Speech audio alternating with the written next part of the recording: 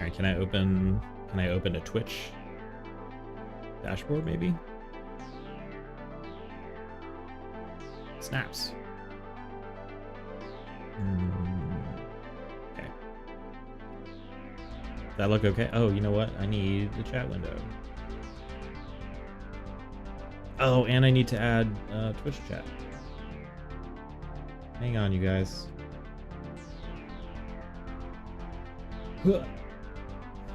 Sweet.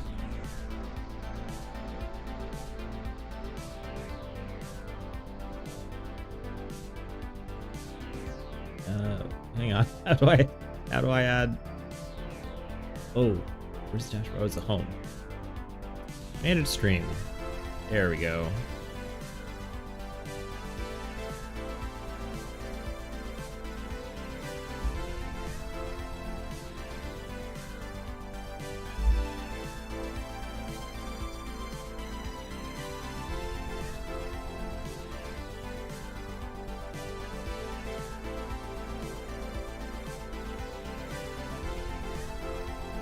I think it should. Not even can Zoomers still enjoy retro games, but should they?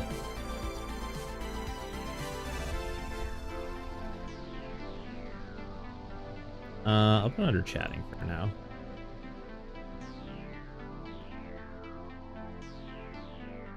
All right, hopefully that sounds okay.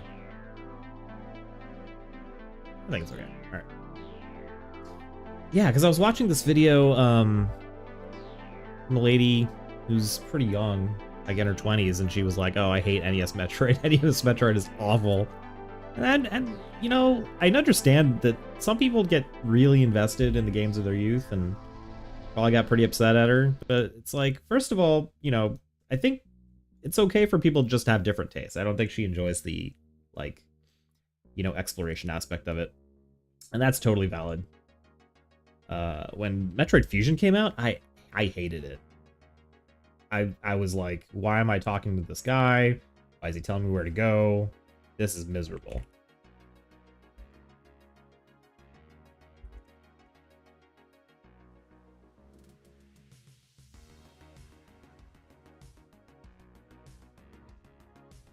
But I don't know. In recent times, I've absolutely come back around on that game. It's just something very different than what I wanted at the time. But you know, it's kind of its own thing, and that's good.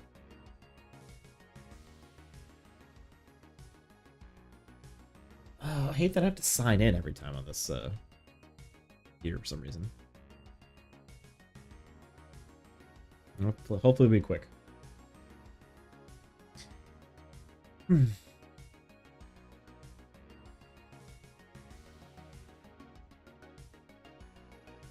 Okay. Oh, it's the YouTube Live control panel. Got it. Okay. How am I signing into chat again? Like, okay.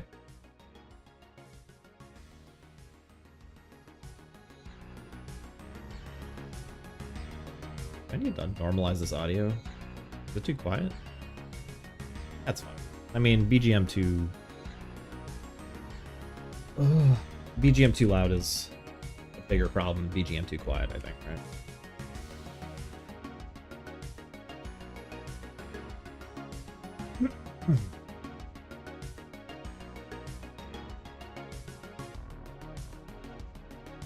Wouldn't it be cool if I could just integrate everything? Like, get chat alerts from both? I need to set that up. Maybe I'll set that up now. Let me move chat around so it's more sensible. Ooh, go here. Chat, you guys can go here. And I'll go here. Yeah.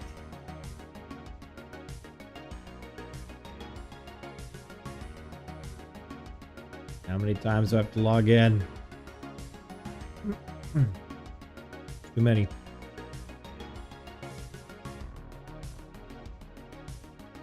Sweet. Okay. Yeah, this is chat.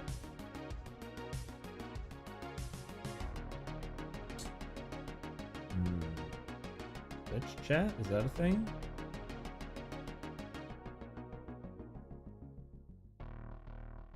How would that? Let's watch Twitch chat, man. Wait, hang on. Does that look goofy? Am I okay? Alright. I'm gonna turn that down a bit. Maybe I just need to normalize these songs or something. I got them outputted quick and dirty from a mod tracker.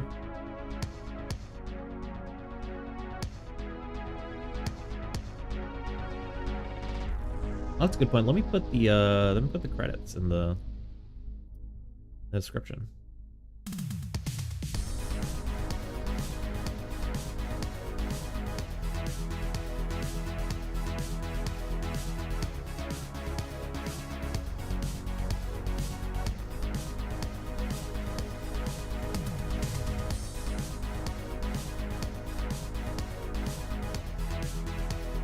All right.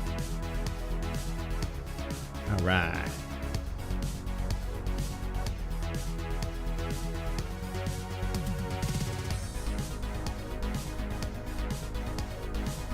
Okay. This is pretty good.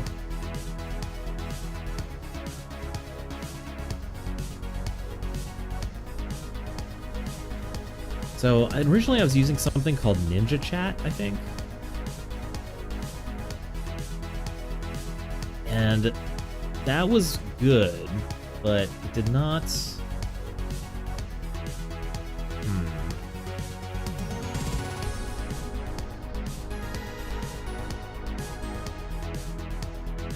Twitch chat, doc, oh yeah, I just get, how to add stream chat, yes.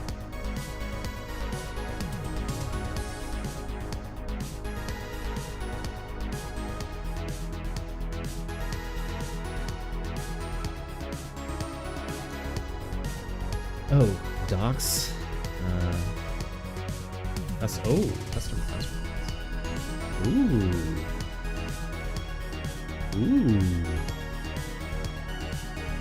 And then do I have to pop out the Twitch chat doc? Is that it? Yeah. Pop out chat. Shebang. And it's not for this chat, is it? Is it for all chats that I ever do?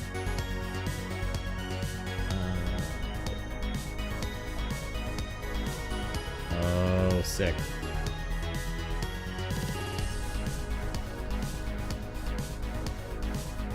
Okay, so it shows up in there. It just, oh, wait. Wait.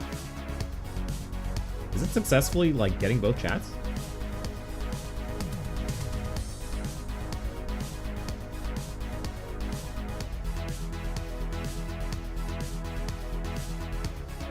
There's no way, right?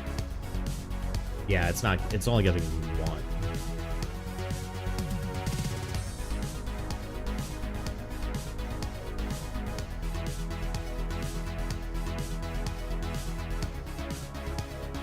It's only getting one. Why is that? Oh. It's this ugly box over here. Sorry. Sorry, YouTube. Wait, chat is disabled? Oh, it's because it's like a big one.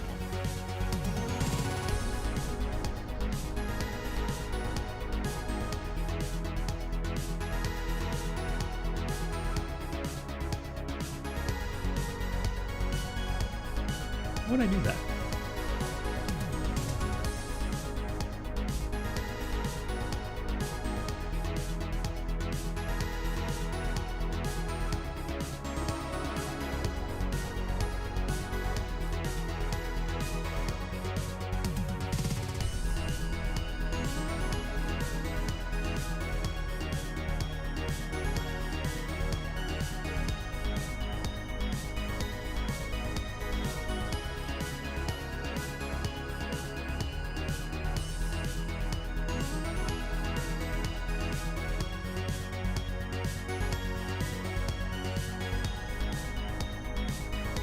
So, unfortunately, that's not showing.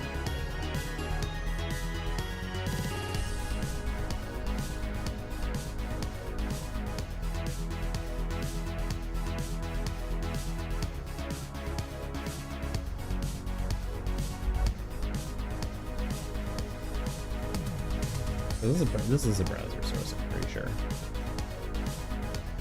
Yes. Can I get YouTube browser source URL? Oh, sorry, it's browser source chat.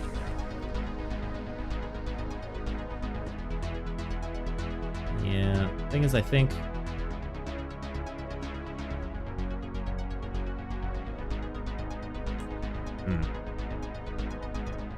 it would be cool if it was only one URL and I could just use that forever.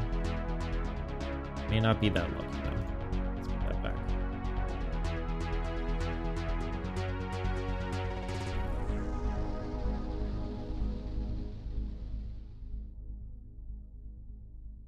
Well, here we go.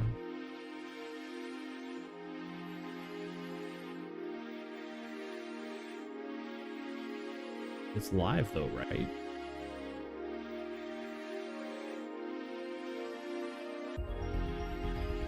Is it going? Am I live? Gosh dang it. Hello? Yeah. Oh, okay, it is live. Good. Sick.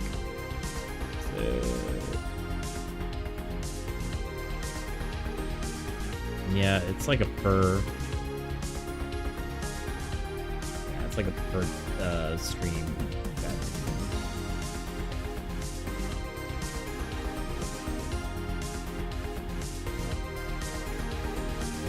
What's there? Can I just copy and overlay maybe?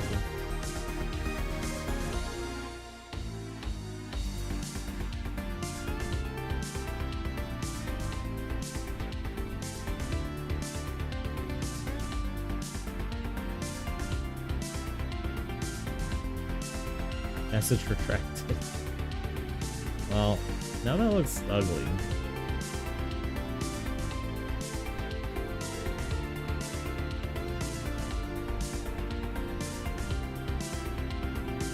Okay.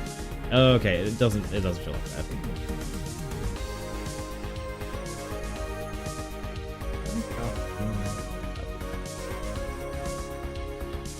You guys can have your own chat window. I just embed.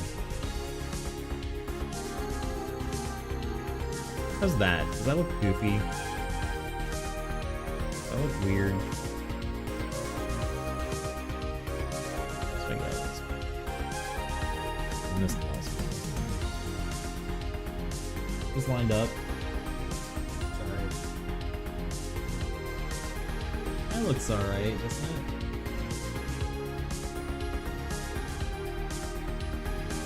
How I can tell is I just, oh god. Climb. Should just climb up. That was smart right there. Probably brain juice.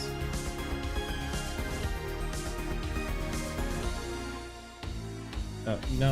I'm just gonna do this. I'm just gonna copy it. I'm just gonna copy it and that's gonna get the same size too, right?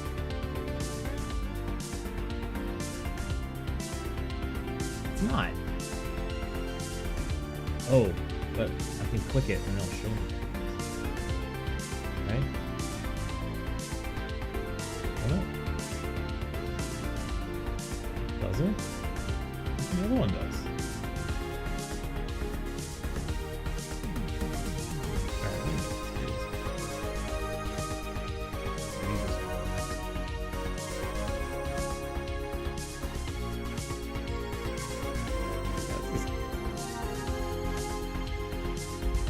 When I leave in like okay. Yeah, look at that. Yeah, look at that. Oh, it's not. Okay, hang on. It's gonna go in here. Okay. Oh, look at that. This is look at that. Huh? Yeah, sweet. We did it. We made it, chat.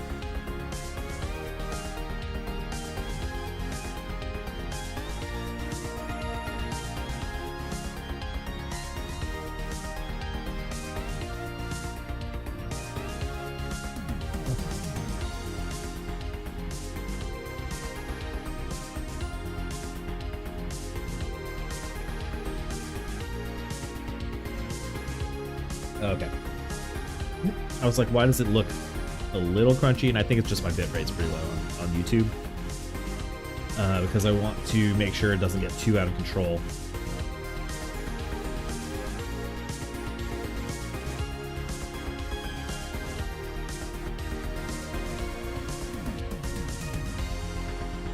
Without making things too deep fried, you know?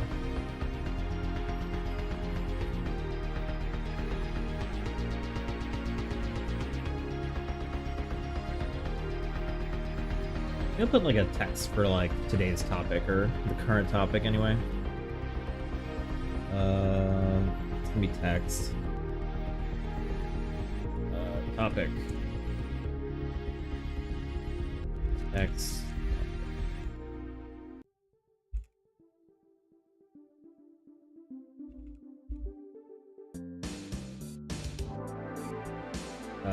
We even expect new gamers to play, I guess, Metroid.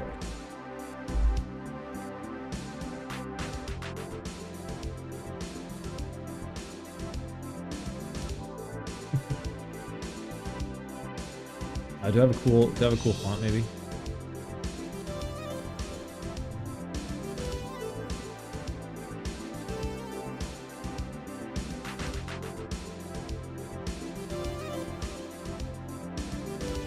What? Why is the outline white? Maybe black.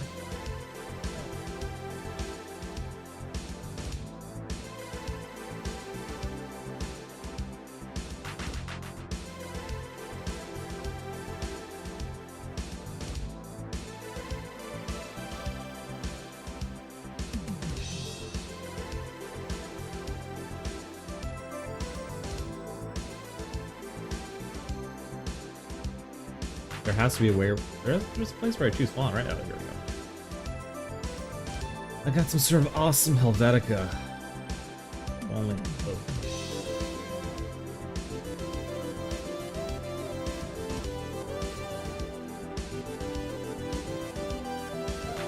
Yeah, let's do it back. Yes.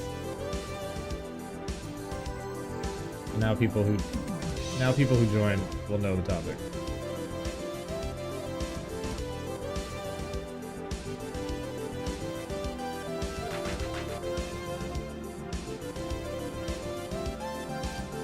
No.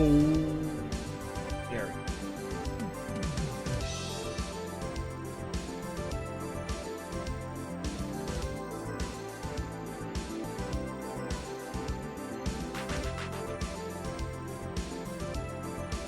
See, just for background, I got NES Metroid for my birthday probably in '89. It must have been, it was either 88 or 89. It must have been 89. So I played the hell out of NES Metroid. And part of it is because you know, that was your one game for the year or half the year. So you had to make it work. There was no choice to be like, I'm frustrated, I'm gonna quit, because that was your video game.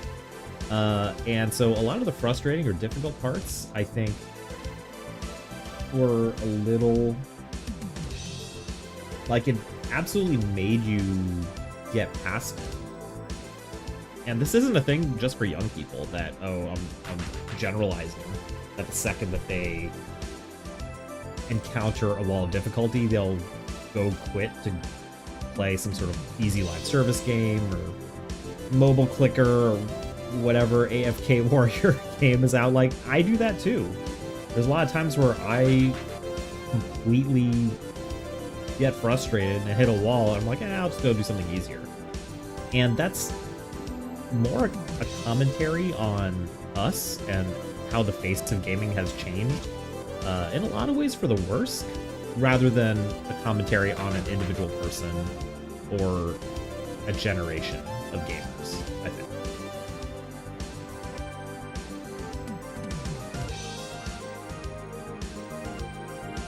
That's one thing I have actually encountered a lot as a gaming parent, is you want to make sure that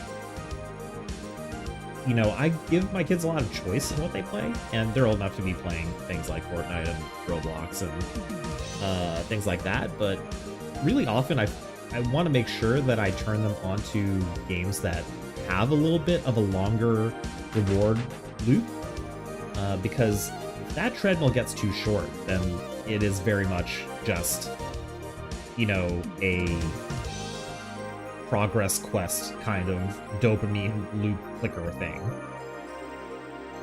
And you could argue every game boils down to that gameplay loop in some way, but I think there is a danger to how we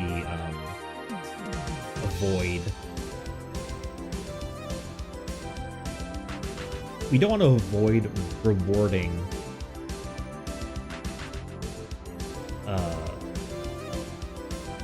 mindless activity, I guess. Like, there's a certain value to having a pump of skill. And it doesn't need to be a hard pump of skill, and this is absolutely not the difficulty discourse where I want to, you know, say, oh, if you're not playing on a game that is this hard, it doesn't count. It's not about that. I think there is certain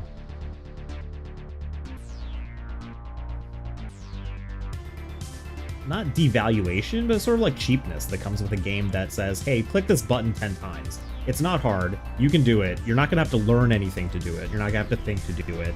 Just click it 10 times and I'll give you your, you know, piece of candy, whatever that happens to be in game terms. Like, we should be rewarding persistence, but that's not even persistence. That's willing to tolerate annoyance.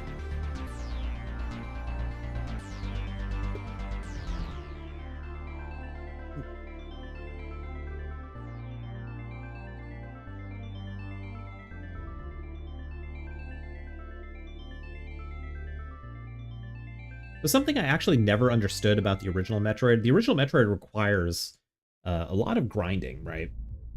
When you're low on energy tanks, when you're low on missiles, you have to stand by one of those dumb little pipes and then just grind it out.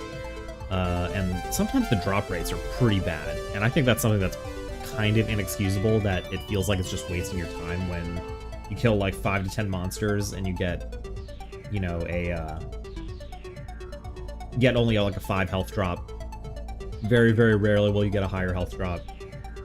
It just feels inexcusable. It feels like they're assigning you busy work. And if we're gonna defend Metroid in any regard, that is not one of the things we can use, because it feels like padding. And this is the thing in NES Mega Man as well, where you had an E-Tank, but when filling up that E-Tank is much, much, much slower than filling up your actual health bar. And it seemed annoying, and I like to avoid it sometimes if I'm replaying Mega Man or Castlevania or Metroid. Like, there are ROM hacks that'll absolutely just get you faster drop rates. And in general, I think those are a quality of life bonus. Like, the drop rate thing is a bonus. I don't necessarily agree that you should start with full E-Tanks and full missiles. And I'm gonna tell you why. Because I didn't understand this until, like, really pretty recently, until I was playing Bloodborne. I was at, Cainhurst? I was in Cainhurst Castle, and for whatever reason, the guy, who's the boss of Cainhurst Castle? It's not Logan. It's like the executioner guy.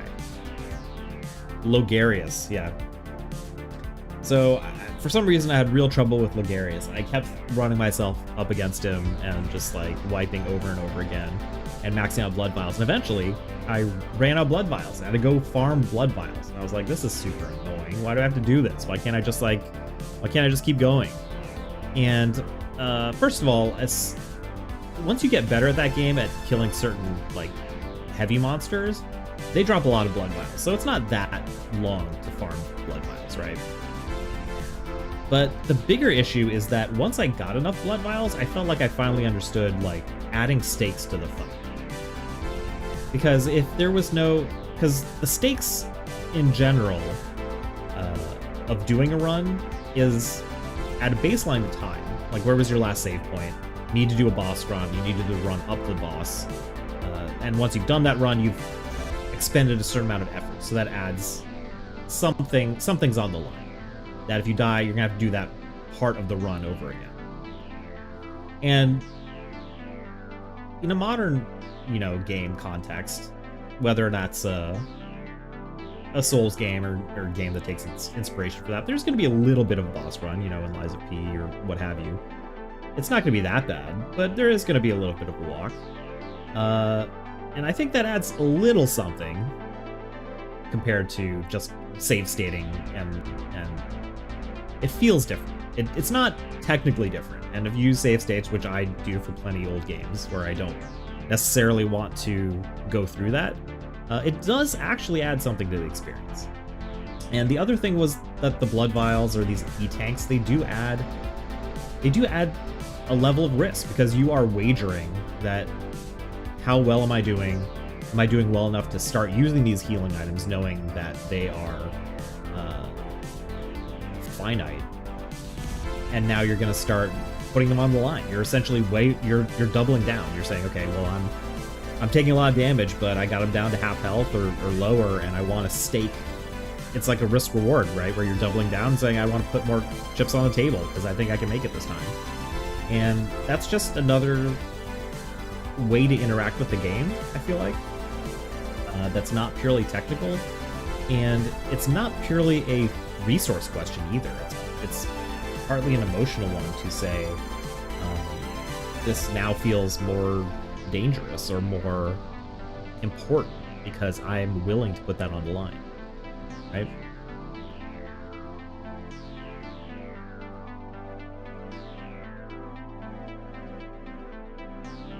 So I don't know. I don't think we should discount that. That has some value, and it is annoying in some sense, but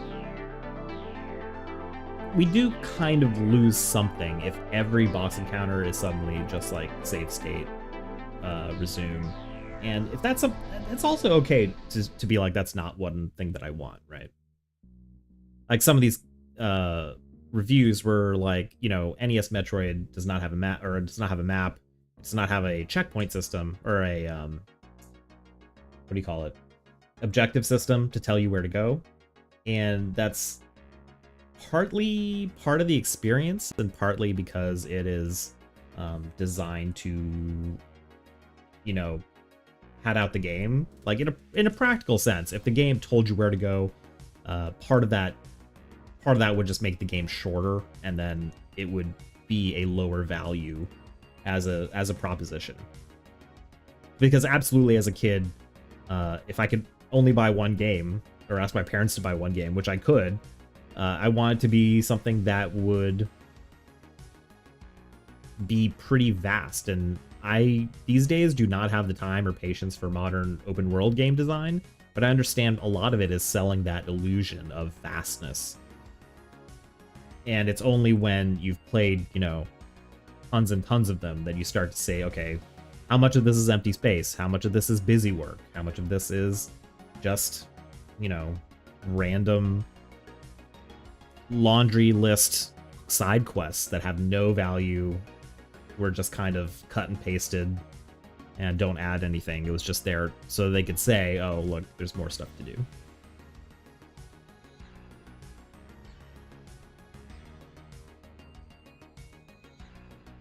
So if we're really honest, a lot of old games like Zeldas and Metroids and things like that, they included these kind of for padding too.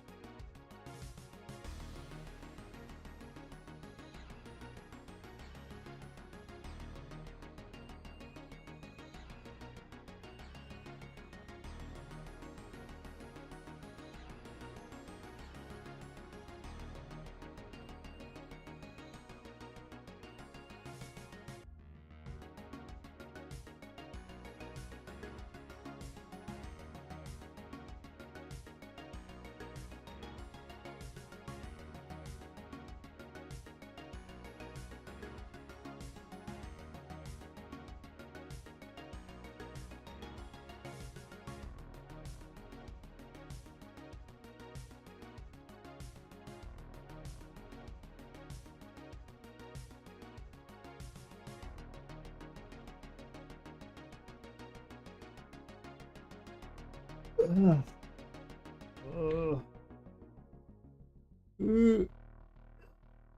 Stretch break.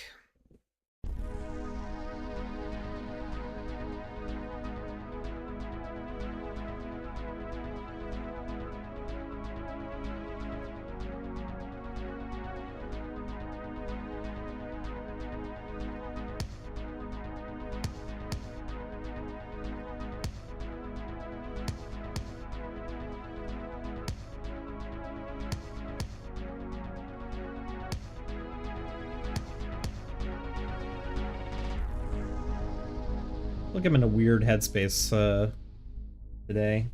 Kind of want a relaxing Sunday where I sit around and do nothing, but it's also my prime day to film.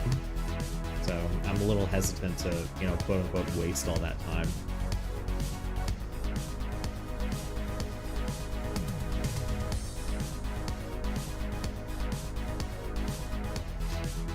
I'm gonna look at my docket. I'm gonna look at the old list.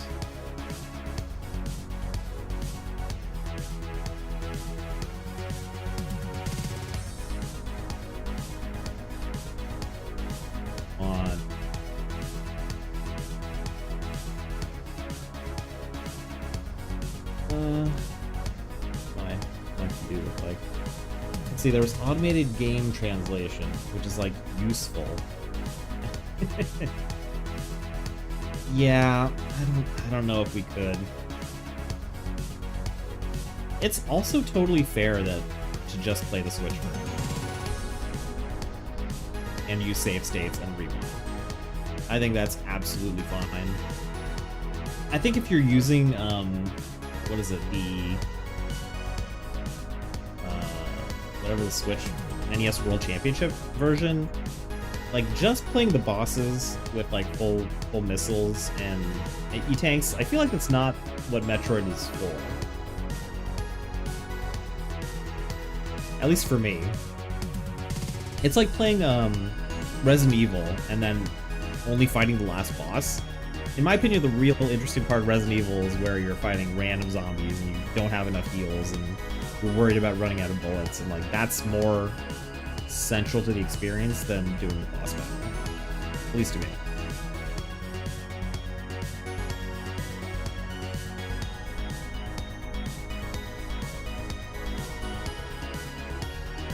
But I do like that they made the World Championship Edition, at least so people like who would otherwise not even touch the game can at least see, you know, stuff that's really deep in the game, like Ridley and Kraid and stuff like that.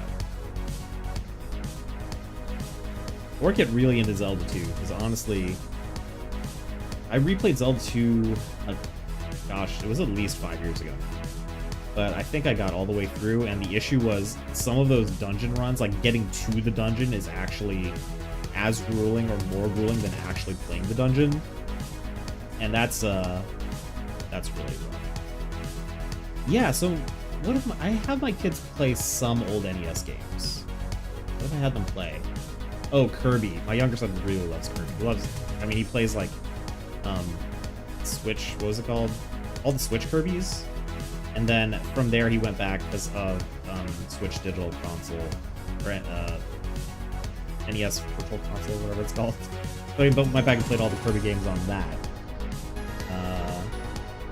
But I don't know if there's that many NES games that they like. Probably Mario. We played Mario 1. Oh, Mario 2. He actually really likes Mario 2. And then, you know, Genesis. They played games on Genesis. Oh, we really like the Ninja Turtles beat 'em up games because those have aged perfectly. Because they're still making like Shredder's Revenge and stuff like that. Those are still in the style of, you know, the 16-bit beat 'em up Turtles games, and those are still exactly as much fun as they were back in the day, right? So I also, it's not like I don't want to make them play the games that I played, but it's sometimes I'm like, hey, I don't want you to play too many of these like mobile games that are clearly like just like easy dopamine loops. Like, you should play some game that gives you like some feeling of accomplishment, like when you actually have to do something hard. Streets of Rage. I did not play Streets of Rage with them. I did play Golden Axe, I think we played Golden Axe 1 and 2, which they like. has been a little while, but those were some games that we really liked on the NES. My younger son really likes platformers. My older son really likes beat 'em ups. So the thing is though, like Double Dragon and things like that are a little too. They're not as like fun or party game, right? Double Dragon is a little bit like old school tough wall of difficulty levels.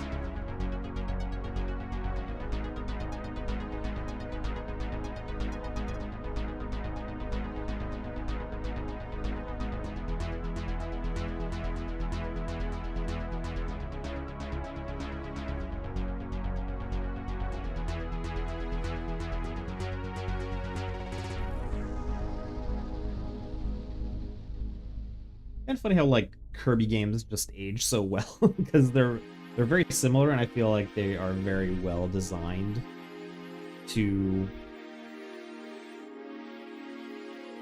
be very approachable without necessarily being like mind-numbingly easy.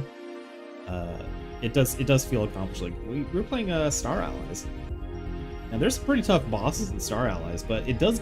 The thing that's really cool is the combination attack things, where it's almost like Gunstar Heroes, and you combine two elements and you get a totally new elemental attack, and that's like really cool because it's got a very visceral visual feedback to be like, hey, I had a sword and I had fire, and now I have a flaming tornado sword or something. That's really fun. So he did like that. He 100%ed. No, he didn't 100% it. He beat Star Allies. And then he was like going back and doing New Game Plus, or not New Game Plus, but like after the game, I think you can go back and continue to collect stars and stuff like that. So he had a good time doing that. And then we played, we beat, what was that game? Not Bowser, New Super? Not New Super Mario, it's a DS game. Is it New Super Mario Bros. Wii that got re-released on the Switch or something? It's a totally bizarre name for a Switch game. New Super Mario Brothers Wii, right? What's that game called? Oh, is it Super Mario 3D? New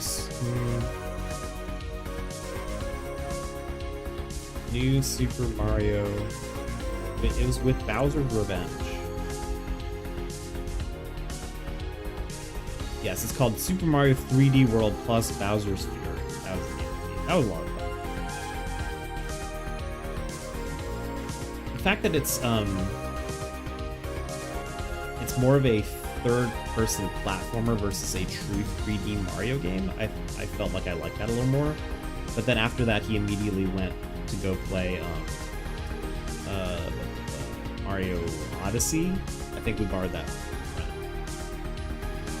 So he has played like more traditional 3D Mario games like that. Not Mario 64. So I really like Sunshine, and I wanted to try and get them to play Sunshine, see if they liked it, but it's not super easy because the Switch re-release like did not. The Switch re-release was like limited edition or something. You can't get it for like under like $50 to $100 now. And I was not paying that for Mario Sunshine or something. Wait, Lego Star Wars? What? Hold on, wait. Are they... Okay, they just... Wait, did we watch Return of the Jedi?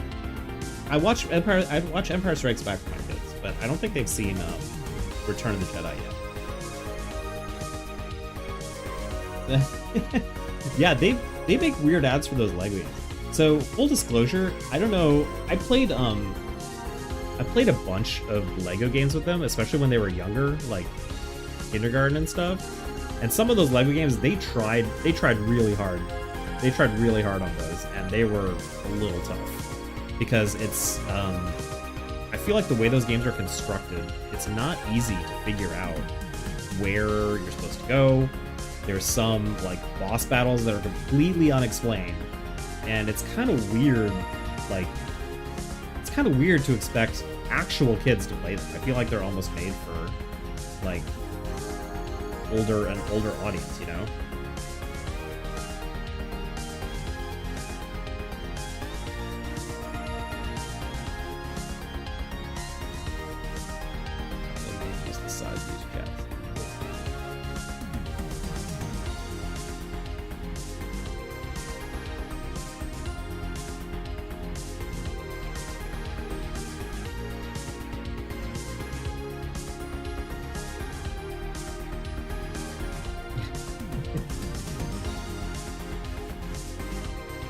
Like, no.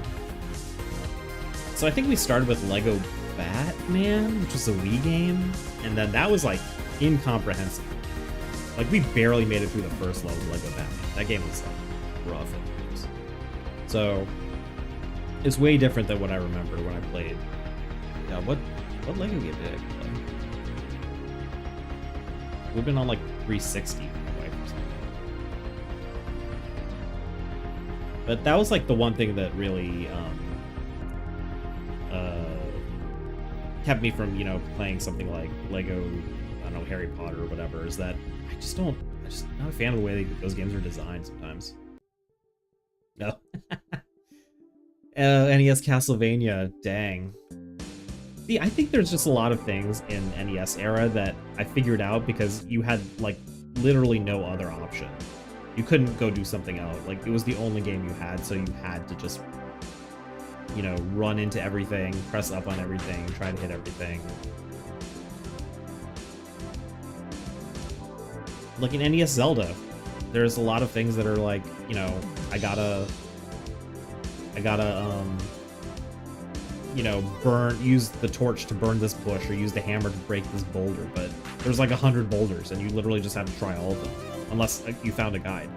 And let's be honest, like, this lady was like, she was like, oh, I had to pick up a guide for NES Metroid, and because there's no map and all this stuff. It's like, that's not something to be embarrassed about, because to be 100% honest, people in the comments were like, yeah, you found a Nintendo Power issue and then you hoarded it because it had maps of Brinstar and Norfair, and same thing for Zelda, the same thing for everything else. That if you're in the grocery store, the first place you're going is to the magazine aisle to pick up any Nintendo magazine, right?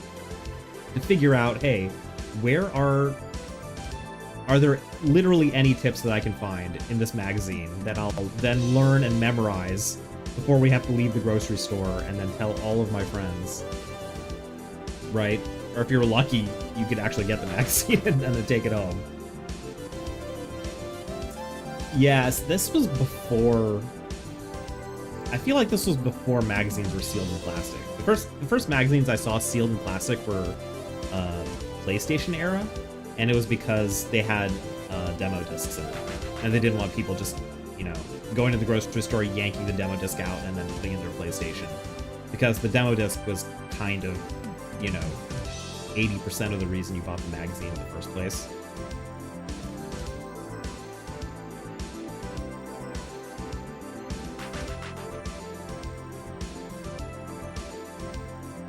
Yeah, PS1 was like probably like the best era of demo discs. I'm glad a lot of them are like straight up on archive.org, and I've seen a lot of streamers just as their game roulette activity is they just pick up a demo disc and load it up into an emulator, which I think is a lot of fun. It's almost like the shareware era, like part 2, right? Because shareware was like, hey, for just like 1 or 2 floppy disks, you can get a game, and then, you know, you install it on your computer, and then you give it to your friends at the playground, and then you trade and all this stuff. So it's a lot of fun. And it was a good way to get exposure to a lot of games, which is absolutely hard to do unless you had access to a video rental store, but you're kind of at the mercy of whenever your parents happen to be going to the store to get movies and stuff. You know, I feel like I spent a lot of time driving around from place to place, but honestly, like, I'm neglecting how much time we spent driving to video stores and renting games, returning games, and all that stuff. Because it was a while.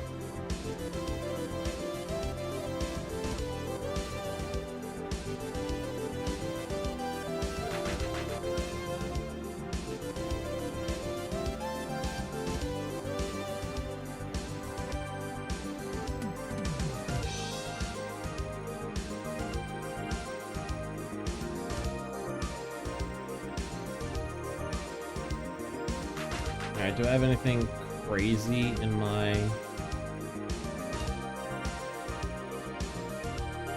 backlog?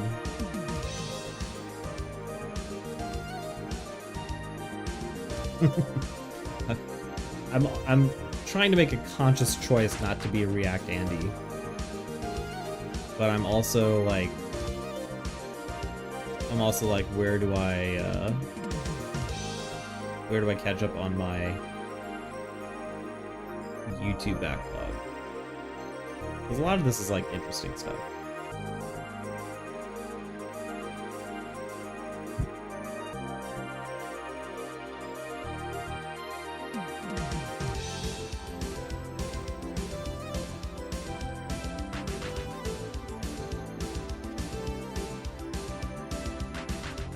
And part of me wants to replay those, like, let me remove this stuff. We're talking about this anymore. Those, like, Nancy Drew games, they've been making them, like, non-stop. Haven't they? Are they still making them? I think they're still making them. List of Nancy Drew video games. Yeah. One came out this year. Mystery of the Seven Keys. Yeah, still point and click adventure.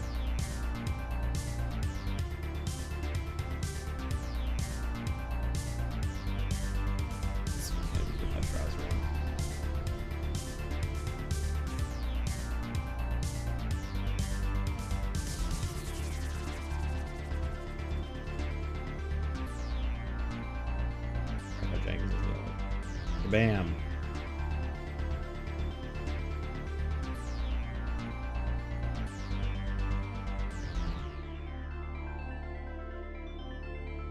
That's a little wait, oh no, the black screen. I don't understand how OBS like links assets together sometimes. It's really weird.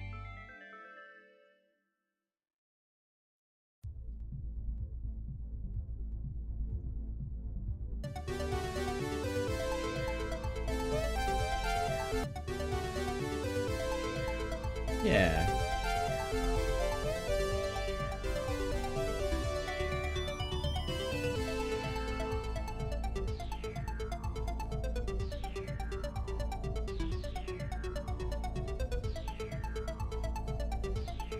Right.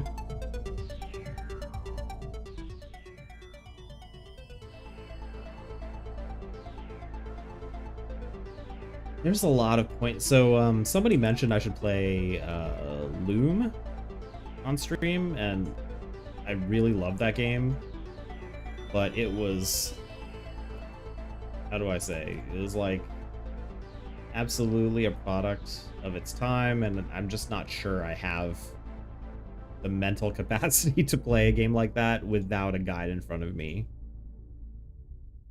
So that's another reason I don't want to criticize anybody for being like, I don't like feeling lost constantly in a exploration game, because like I also don't I just don't want to wander around a point and click adventure game anymore trying to be like, what the hell should I do?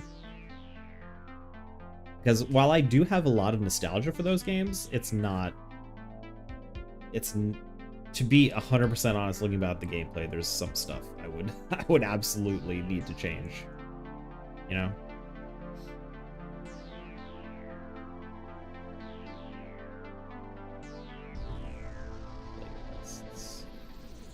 Watch later.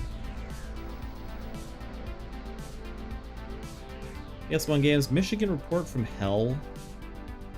It's time to beat on that, do you think?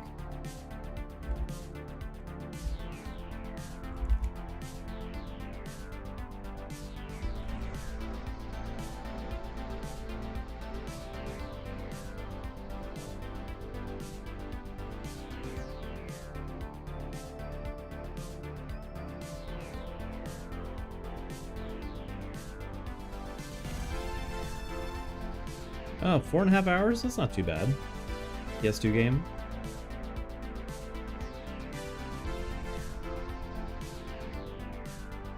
I could do that. I probably don't, I don't need to do... I have some games that are, kind of atmospheric, liminal space horror, but it's probably not the best. Not the best thing to do on a middle of a bright Sunday afternoon. Also, this like new Doom mods channel, like, it's like, how is this week by week? People are making so many new Doom mods, man.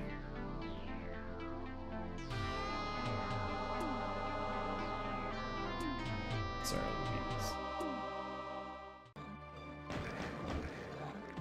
oh, punching?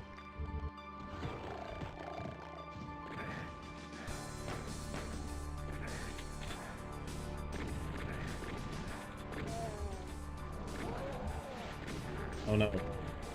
Oh god, the quality. Yes, please make this super chain gun standard. This is so nice.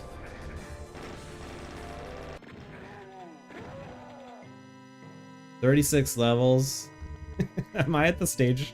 Am I at the stage of my life where I'm just gonna be like asking for shorter games perpetually? And I see 30 levels and I don't think, oh, that's awesome. I think,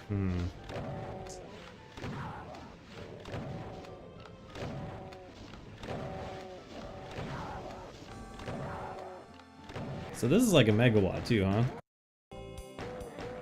Smog City.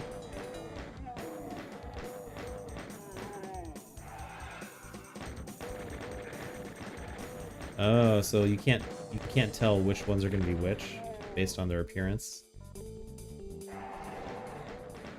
Yeah, this is crazy. This is crazy. Okay, so Sonic themed one. Okay.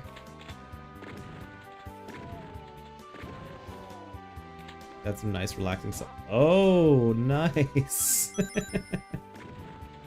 Got some springboards. That's cool.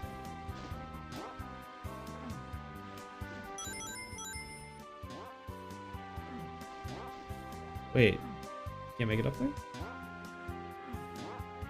How's that? Oh, need to rub against it, I guess.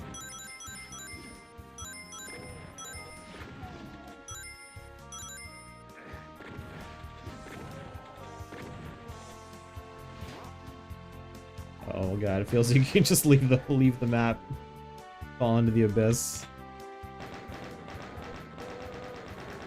See, at this point in my life, I just want to have the super chain gun. After Valiant, how can I go back to a regular non-chain super chain gun? See, look how terrible this looks and feels.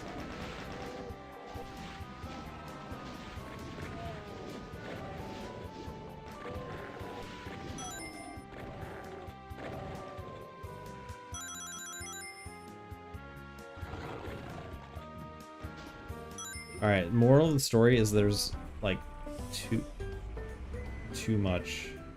Too many wads, man. What's this music?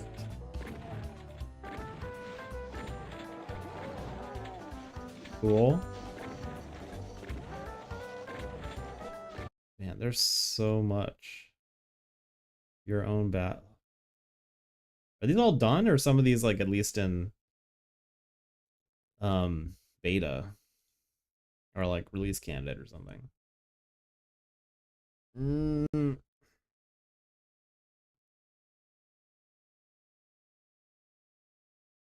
Ugh. Yeah, that's where she was talking about playing the original Metroid in 2023 and how it sucks. This was probably the worst thing I've ever done, especially live on stream. I usually have a good time. Live, I mean, I was cussing like a sailor. I was pissed. Rough. I was upset. That sucks. I walked away from that stream defeated. And I was defeated. But, like I said, cool to see where it came from. Not a necessary excursion to go on. Yeah. I think it sounded like she started because somebody was like, oh, well, they're trying to be like, oh, well, if you want to be a real Metroid gamer, you have to play the original. And I think you should play it, but I don't necessarily think you need to beat it. Especially if you should just play Zero Mission. Zero Mission is so good, you know? Just play Zero Mission, to be honest with you. You don't need to be doing anything else.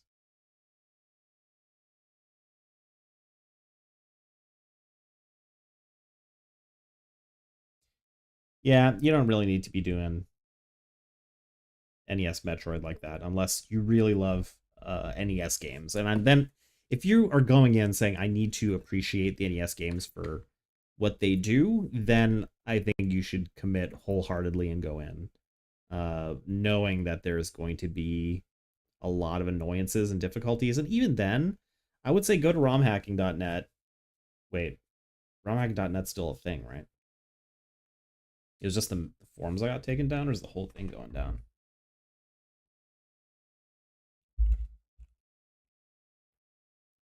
Yeah, they're calling it quits.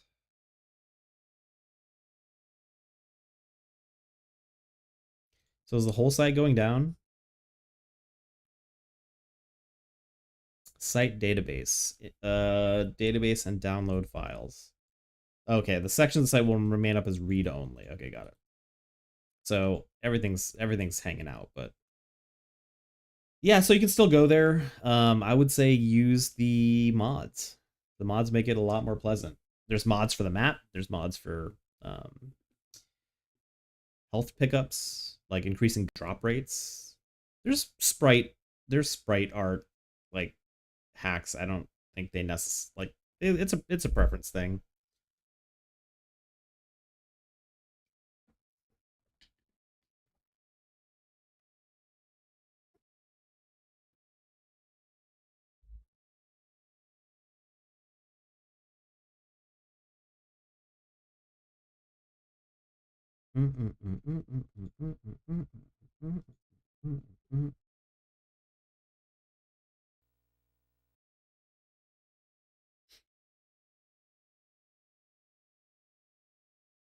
All right, I'm gonna go down this nostalgia rabbit hole then for a brief moment.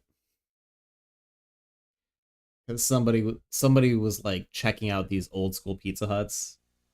Because Pizza Hut is absolutely an 80s staple. Is the sit down Pizza Hut. Oh, look at this 240p.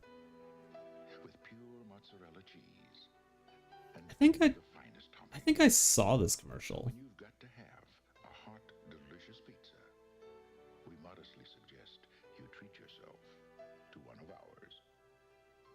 Yes, Pizza Hut was a vibe.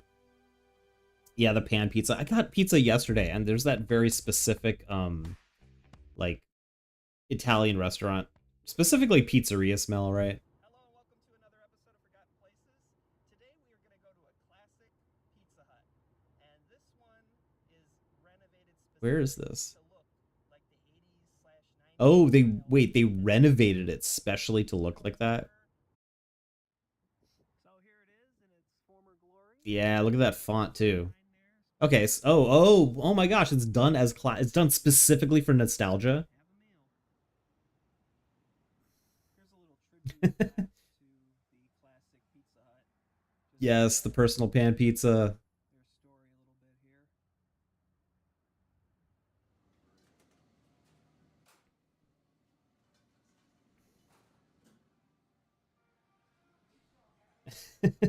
here. I am more than old enough to have read a book and gotten a free personal pan pizza for my trouble. The actual yeah, so the funny story is, so I'm literally trying to get my kids to read more because it's summer vacation, right? And so I was like, okay, there's no more Garfield stickers on your sticker sheet to get a pan pizza. So my wife and I literally had to like institute a sticker system to like simulate to be like, okay, you read X number of books, and then we will, you know, you'll have like a list of like little like mini prizes or whatever we'll get you. And it could be, one of them was like, oh, we'll buy you the battle pass for what's that game they play? Not Boom Blocks. Not, the heck is that game called? It's that like mobile it's that mobile Dota game. No, not for, well, I mean they do play Fortnite, but it's sometimes the Fortnite, no, I don't let them play gacha games. I'm like I'm a little too concerned about that. What is that? Raid Shadow Legends? No, it's not Raid Shadow Legends. What is that? It's a mobile MOBA game. What the heck is that game called? Smash? Not Smash something.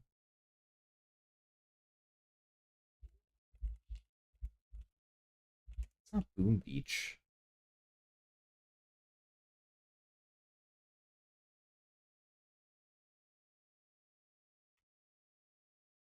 The heck is that game called? Sorry, it's really bothering me now. Popular kid-friendly MOBA games for mobile.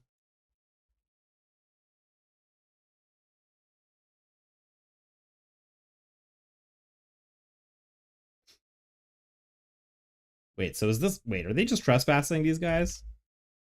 Oh, hang on. It doesn't actually continue playing when I tab out. Sorry. Didn't realize that.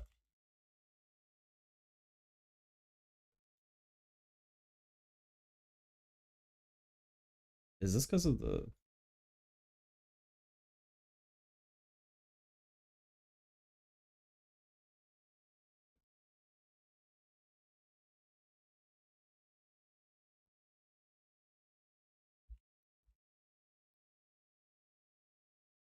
Brawl Stars. That's what it's called.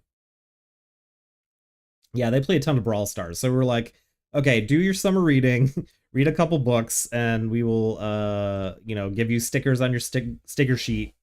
And eventually you can unlock the Brawl Stars, the Brawl Stars season pass, or what else was there? There's something, just like something small, some modern equivalent that we would give to them for just because there's no personal pan pizza available. They do all look like that. And my brother-in-law also plays it, so it was, and then one of my friends I think literally just picked it up. So it's a game that they can actually play with like my friends when we go over to their houses or something, which is kind of nice, or their uncles or something like that, Yeah, urban exploration is basically trespassing. I'm super interested in it, but I also, whoa. That that's not abandoned. I'm sorry, that cannot be abandoned since 1980. There's no way. There's literally no way. There's no water damage, right? Like the roof would have given, the ceiling would have water damage, and then the entire thing would be filled with mold. There's no way that thing's been abandoned since the 1980s. Yeah, that floor is like spotless. Look at that. It probably was like running until COVID or something. It's like 3 years ago. And you got drone shots.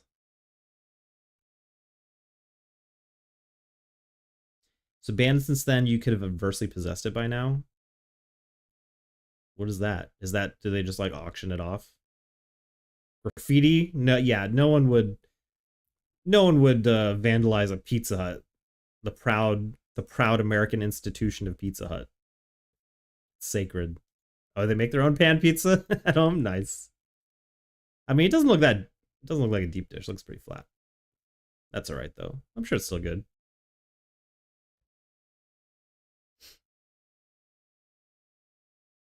Georgia? It's a long way to go for a Pizza Hut.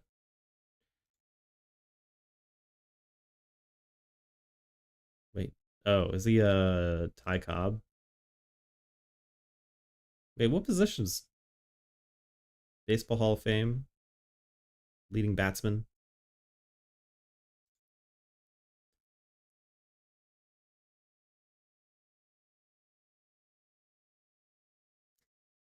Oh, yeah, it's like a squatters' rights kind of thing, right?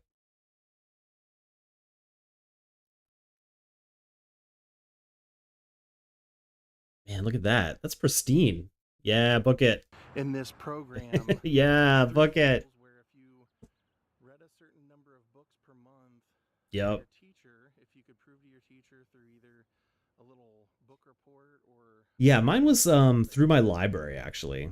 Was the book it program. Oh, I see. Yeah, I don't know much about the history of the laws about that stuff.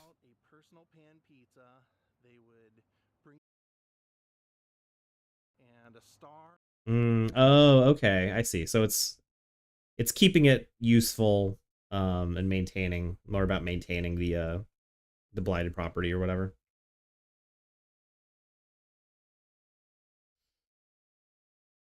I see.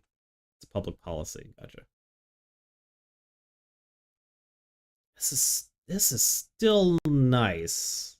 See, I think the brick does it for me because a lot of times when I look at a 70s, like a very 70s decor thing, it's like the wood paneling kind of turns me off and like the popcorn ceilings, but this is like a lot of wood and brick, but it still looks fine.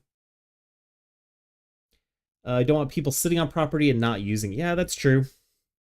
I was listening to a lot of, back when I think Super Arcade in California, like one of the more, you know, important or not historic arcades, an arcade that had a lot of fighting game history was, they were trying to find a new location, I think, and they had to go in front of the city council and they had to sort of confront the reputations where they're like, oh, our arcades, a bad influence and all this thing, and they were like, we are a clean, well lit place with a sense of community and staff that pays attention to have a safe place for kids to go and spend it.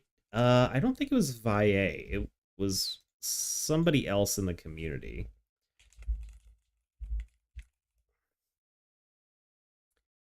Uh, Watson. It was Mike Watson. So yeah, a super turbo player of that generation. Yeah. Yeah, yeah, yeah.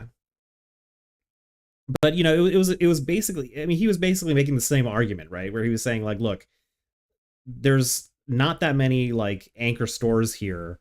Um we are like putting the property to good use and providing a good community center kind of service kind of things, and it's really not that bad. Would you rather this place just be empty? And you know we are kind of making sure that this shopping center does not turn into kind of a blighted property or something like that. Not Cali FGC. No, I do. Oh yeah, yeah, yeah. I mean, honestly, I don't follow that much these days. And I mean, back in the day of like B4 and early Evo and stuff like that, that was absolutely, I was following that stuff because that was the place to be for. Oh, nice. They got a whole bucket post. Whoa! Oh, look at those. I've only seen this one. I've Is this like a 90s version of it? Like this looks a little like the 80s version. They cleaned it for the video. I mean, you could be right. This is so sick.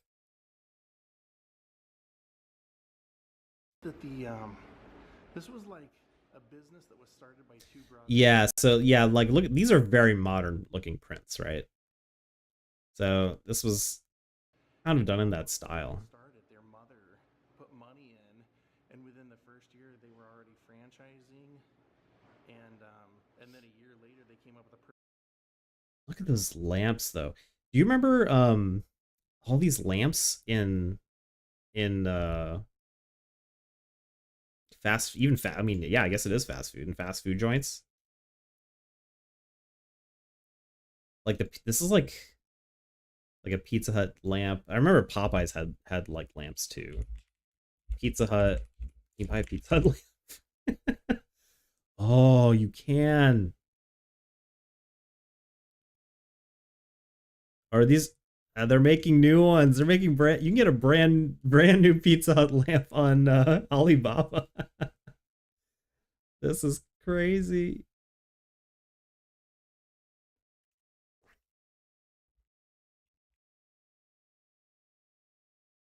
I'm not sponsored. I'm just saying you could get a Pizza Hut lamp. There are Pizza Hut lamps available. Okay. That's all I'm saying. 16-inch new Pizza Hut stained glass lampshade. Alibaba. What is this? Mid 70s. You spend more on branding when companies at higher tax rates. Oh yeah, that's a good point. Can like there's no way these pot lights could have been available at the time. Like you're not putting a halogen incandescent and like burning down your own ceiling. That's not a thing that would have been there at that time. Yo, 1750? Who? 1750? $1,750 for this lamp is like you are an eccentric billionaire and you don't want your dining room remade as an 80s Pizza Hut. You specifically want to be a 70s Pizza Hut. Stolen from restaurants. I mean, stolen from a dump, probably. Like, how could this have... Like, somebody closed up a pizza up in the 70s, and this lamp has been, like, sitting in a warehouse for them. You know? Yeah, it should be glass, I think. Is it?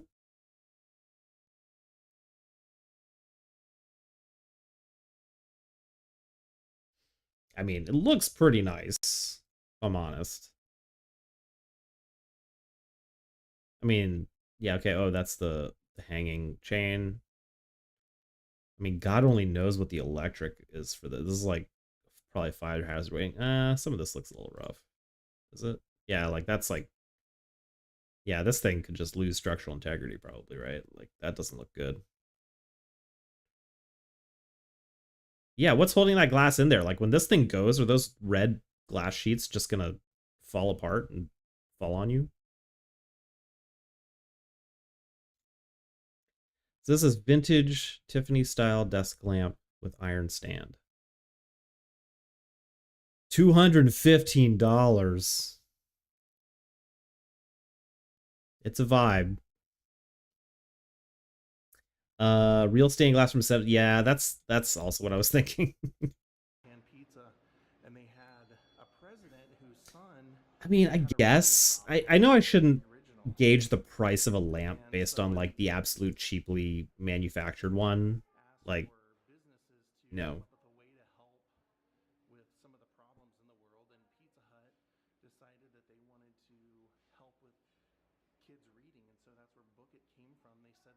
Also, wait, when are these bikes from?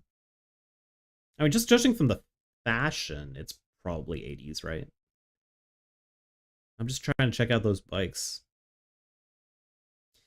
Yeah, a good-looking modern lamp is pretty expensive, though sometimes it's in materials, right? If you have, if it's made of like stone, concrete, something modern. Yeah, that's true. I am the target market.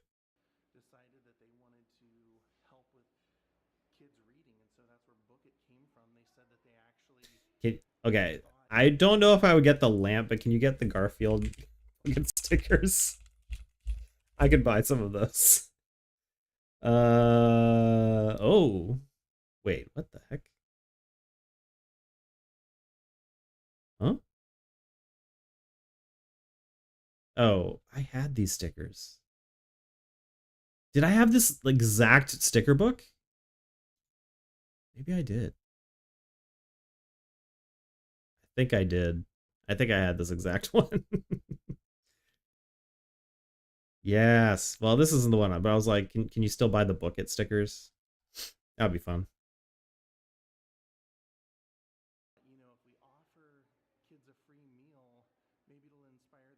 What's the dark part of Garfield that John can't hear him and he's talking to himself because Garfield only has thought bubbles. Yeah. I did notice that as a kid, but I because I read a lot of comics, so I'm like, oh, Garfield only has thought bubbles. That's weird.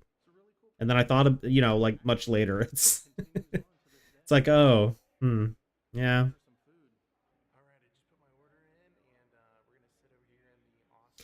So I did go to a pizza buffet fairly recently at Pizza Hut, but it was like 5 years. Actually, it wasn't 5 years ago now, was it? Yeah, it was between like 5 and 10 years ago, and it was kind of mediocre because it's just the I don't know, it's just whatever hand tossed is CC's near me. I feel like there is at least one, but I don't know that if I've ever been there. We're so happy to have you here, and we hope you fall in love all over again. Dan Carney.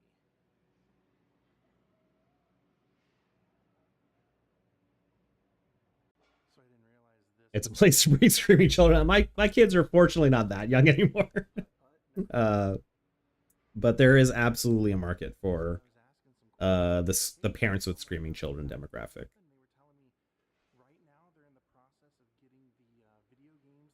Is CC's national?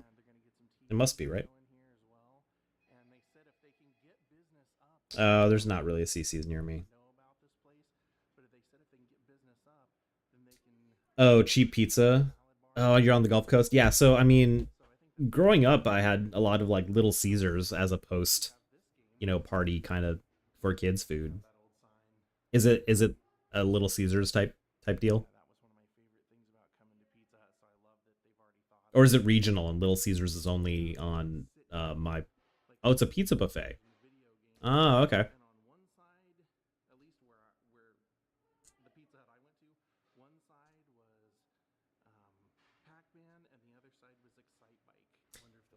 Yeah, I did play a Pac-Man at Look Pizza Hut too. Perfect for screaming children.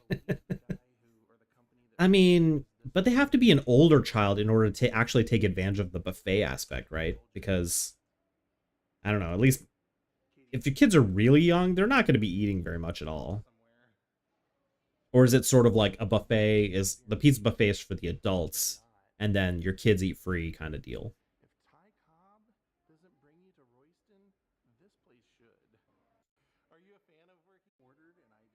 That looks not bad. Pepperoni mushroom sausage. Very nice.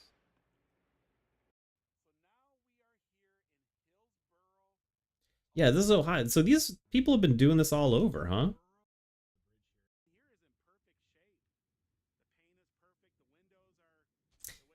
Having the yeah, so my parents did go to like buffets sometimes, like yeah, that's a really good point. Like we went to a couple of decent like Chinese buffets in the area, and then we went to, gosh, was it Old Country Buffet, and Sizzler buffet too.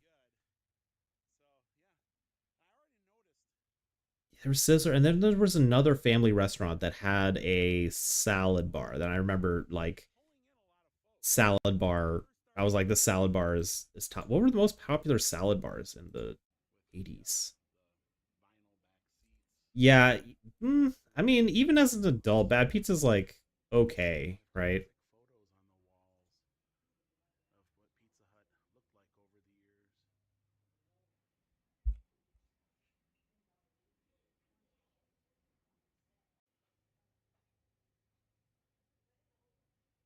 Yeah, Sizzler. Sizzler was salad bar. They advertised their salad bar really heavily. The old school, the old school salad bars. I guess Pizza Hut had salad bars too, right? Yes. Okay, so salad bars were never profitable anywhere. Interesting.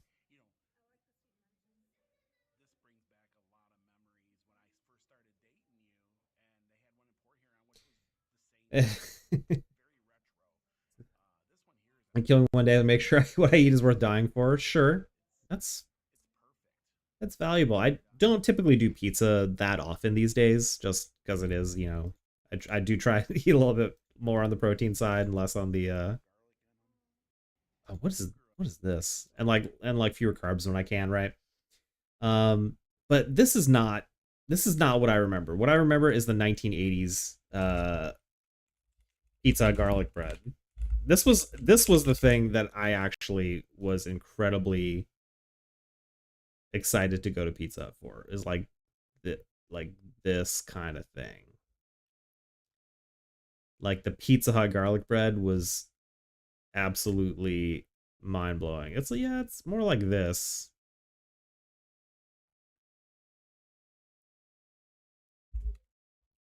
I'm sure it was basically the fact that it is cheese and butter. It is really good because it is like Texas toast with mozzarella cheese on it.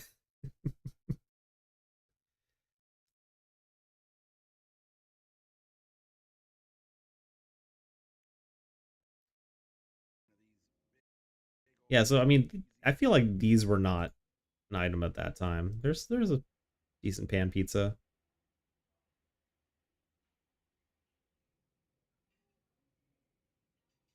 That's wait, what did they order? 27 bucks. That's not bad at 3 people. This is a year ago, so like, props to them. And this is in Texas. There's a bunch of these now, huh?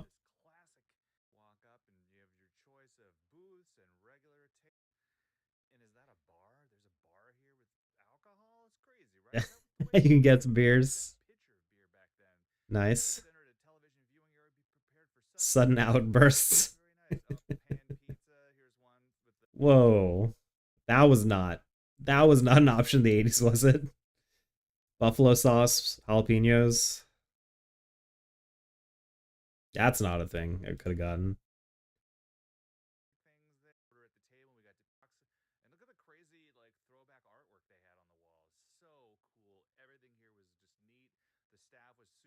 Is it artichoke hearts? I did have artichokes on the veggie pizza I had yesterday.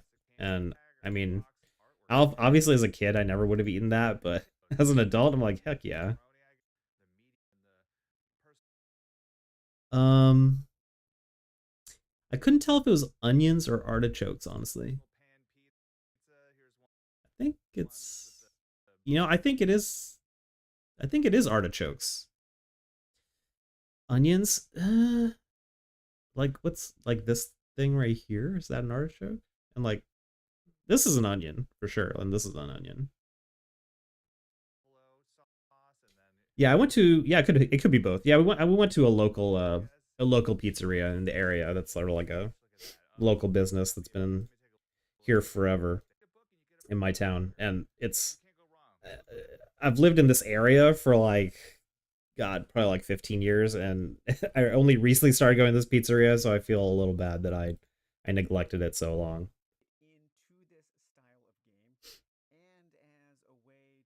Oh, so this is a thing I found from Dungeon Dive that I was really interested in, where it's about solo analog dungeon crawls. And I don't know if I have the patience for this, but it's kind of interesting to me, like the idea of the solo dungeon crawler, Caves and catacombs. So another issue I have is a lot of these board game things are kind of have a high barrier, like a high cost to entry, right? Um, it can be a little tricky to see if you even like it, something like that. So, and it's not that I think that these things are overpriced, especially if the board game comes with figures and it comes with really beautiful printed like tiles and things like that that you put together, but it's sometimes a little high barrier to entry. So I do appreciate this kind of like zine style of thing. Creating the quest.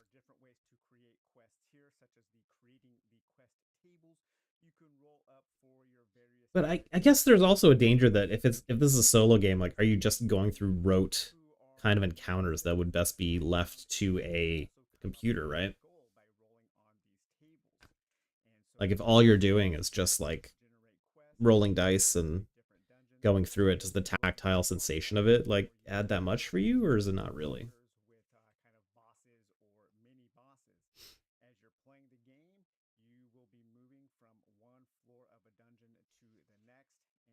Like honestly, one of my favorite parts of some of these dungeon crawler style, even though I don't really like dungeon crawlers on PC or on computer in video games, But for some reason, the physical aspect of board game dungeon crawlers do interest me. Like, was Betrayal and House on the Hill, or I think the Resident Evil games, the Resident Evil board games you put together, the mansion as you go along, and that stuff's like, I don't know, that stuff feels kind of cool to me.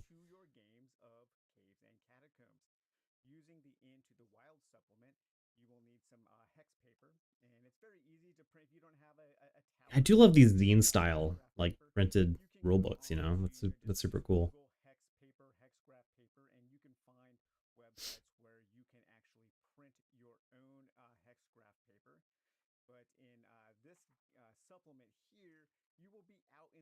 You haven't seen what in decades? This particular game, Caves and Catacombs.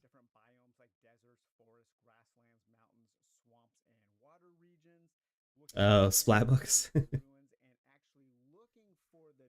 So on YouTube, I clicked on like one thing about I think I was like curious how stuff is bound. Like how do you do home binding or like home publishing or something like that.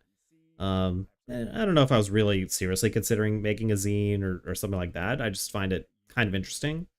So for video games, I feel like there's a lot of like fan journals or fan compilations that have really good artists and really good writers sort of collaborate and make an anthology, and then they put like a coffee table book together that's really high quality and really well bound.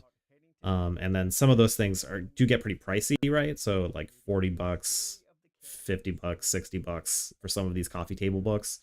And it's justified because A, it's a pretty solid, hefty book, and B, it's got giant full color like original artwork for it. So I understand that. But I was also like, this is pretty far removed from the zine and sort of doing things yourself and not focusing on cost as a primary thing, right? Because it is kind of a gatekeeper, right? That a lot of times people are interested in the content, but um it is a kind of a premium item that a lot of people just might not be able to, like, not everybody can drop $50, $60 at the drop of a hat on a coffee table book, right? Yeah, I think a lot of these are new. I do follow some people who make pen and paper games for publishing, and then they just release it on they release their rule book, rule set, whatever on itch.io and charge like, $5 for it or whatever. Or some of them are free with whatever you want to pay, if anything. And then they just construct a game that way. So these things are always coming out, and I don't know that I have a lot. The problem is I don't have a lot of context to review these things. That I don't know what determines like a good game from a bad game in a lot of these things, and I honestly do not have the time or patience to do that. So even so, like I have a bunch of board gaming friends, and even so, I let them like strain through whatever they think might be good, and even then, I only play like less than half of what they recommend. Oh yeah, no, I think most of these ones are new. I could be wrong. Note Quest. Oh, this is a binder.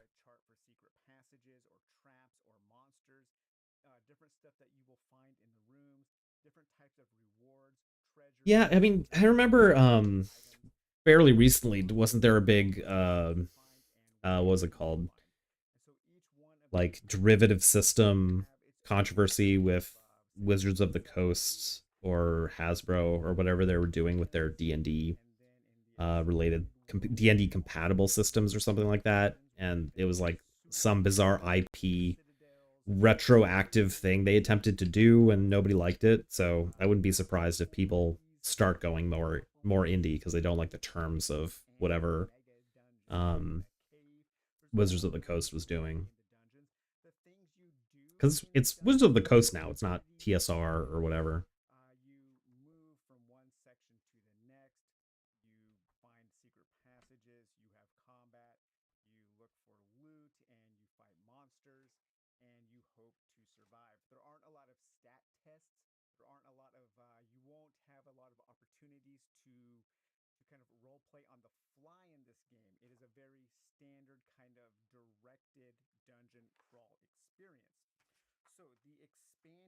Making sure the Twitch chat's working. God, the last pen and paper game I played was actually Heroes Unlimited, and I mean we like no, wait, you're on, oh sorry, you're on Twitch. I was making sure the I was getting more chats on Twitch than on YouTube, so hopefully the YouTube chat's working. Yeah, the last pen and paper game I played was Heroes Unlimited with a ton of house rules, because the way Heroes Unlimited is balanced is kind of bizarre, that having a gun is like on the same level as like multiple superpowers. So in the Heroes Unlimited system, oh, and then also education, like knowledge is extremely like skill expensive too. So if you were like the Punisher with a college degree, you would be more like OP in skill points than like Superman or something like that, because of like the level of weight the system gave to education and firearms, which, you know, doesn't make a ton of sense, but you know. I guess that's true.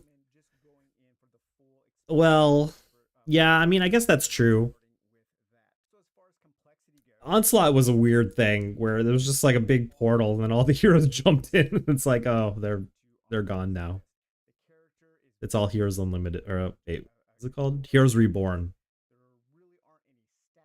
They just jumped in a big hole. Yeah, Frank Castle is just like plot armor. He's just too angry to die. He's literally just too angry to die.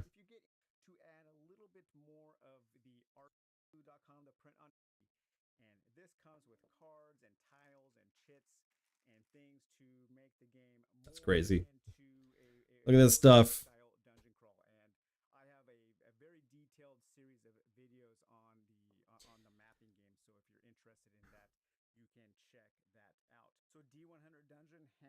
See, I think my favorite Punisher thing though is Welcome Back, Frank, which is not like that serious, right? It's still like a little silly. And so I find that more enjoyable than some of the Punisher Max stuff, and you know, that's fine. But I think a lot of people just have different tastes when it comes to the Punisher, because there's very different tones in some of the very early Punisher stuff versus Punisher Warzone and the Max and all those, like different writers have taken very, very different angles with Punisher. So I feel like everybody has their own favorite take. I mean, that's true of most comic books too, right? That there's been wildly different runs on Daredevil and Spider-Man and all those things.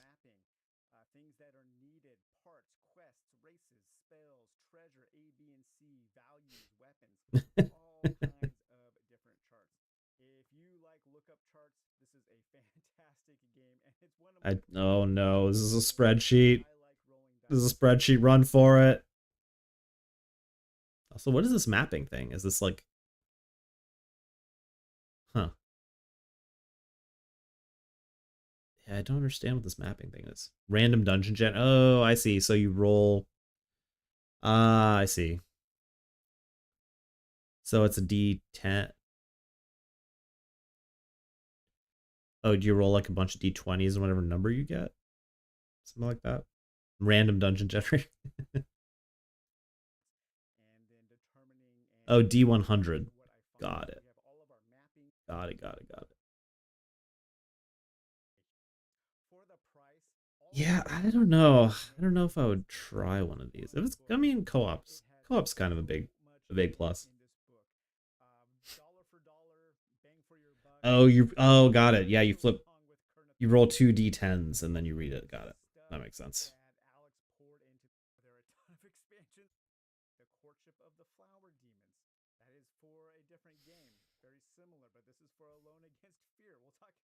Zombie Knight.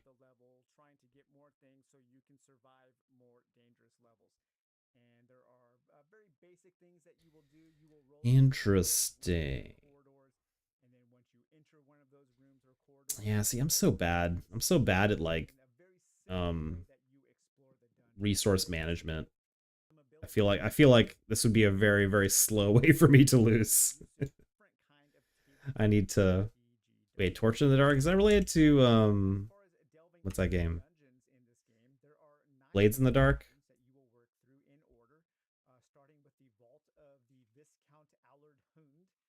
Torch in the Dark. Yeah, this is one of those itch.io games, like $15. Yeah, it is. Using a single player variation of Blades in the Dark. Players can quickly generate characters with unique skills and items. Oh, if you succumb to your wounds, you die. Be corrupted by the diabolic magic of the dungeon, you die. If your last torch burns out in the pitch black dungeons, you die. So I guess the torch is like the ticking clock mechanic, which is kind of neat.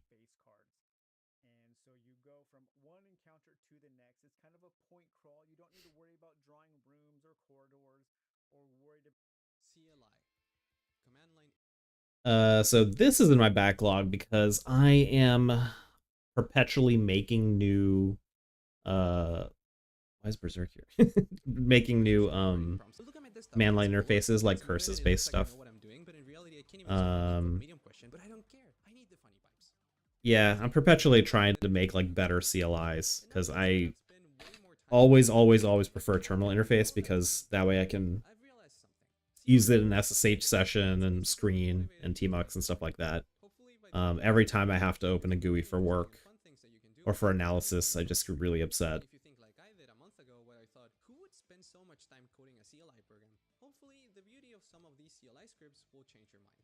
Since the beginning of times, programmers have always felt the need to do stupid programs with little to no actual application. Now, pinpointing exactly the first silly program that was ever created can be quite futile. But one thing we know for sure is that one of the oldest quote-unquote funny programs ever created was Fortune in 1979. The goal of Fortune is pretty simple. Fortune, cow, yep. What's WTF? Have you ever been working on your computer and you known as Rise territory? Neofetch works, right? In this context means customizing your Unix system. Now, there are many ways of doing this, and I'm not going to cover those in this video, so the only thing that you need to know is that showing different terminal scripts is a common practice when showcasing your Rise. If you've ever encountered Unix porn, yeah, Neofetch. I mean, hang on. There was that one thing I needed to check out in Reddit, right? Oops. It's Reddit Unix porn, I think.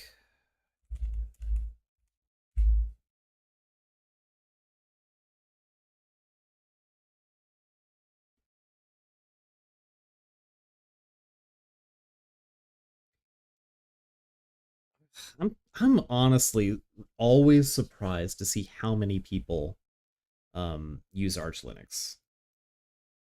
You know? And turn the music back on.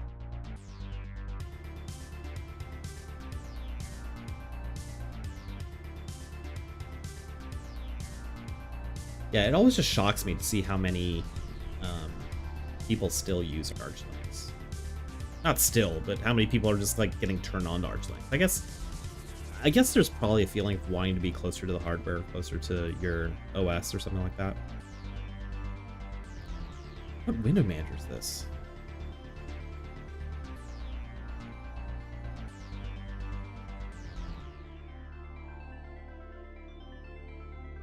Terminal Kitty.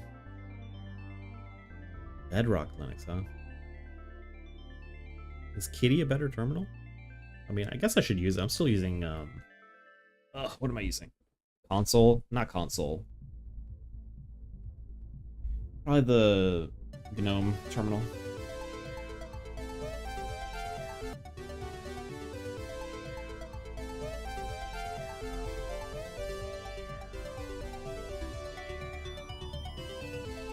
Java. Oh, Hyperland. That's what it is, right?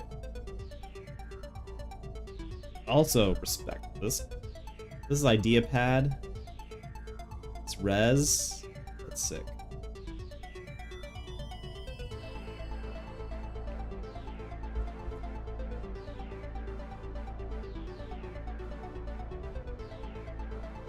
So I'm still using i3. See, the thing is, The thing is, this is what bothers me. All the eye candy, because I want to be. I'm like on an old laptop, and I'm afraid that all the eye candy will wear down my battery, and I don't want it. Wah, wah, buh.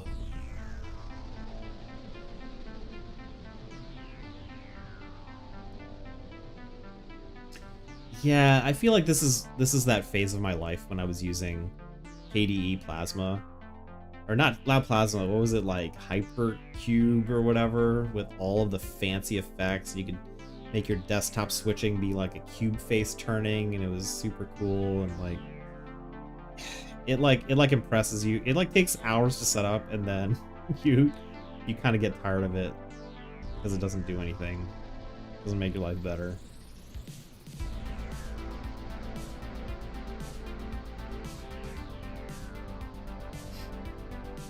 Revbuck, this is all Hyperland. Is this the new thing people love?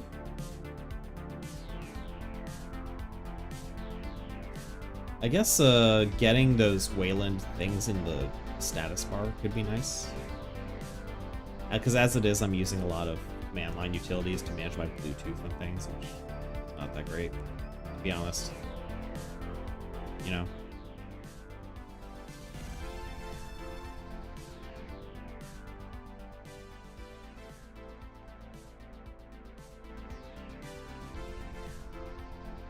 And everybody here is using Hyperland. What the heck? XFCE, like it.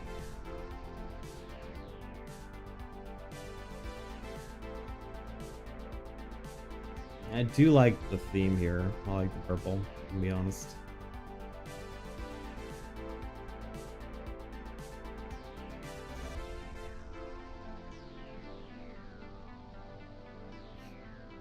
What browser is that?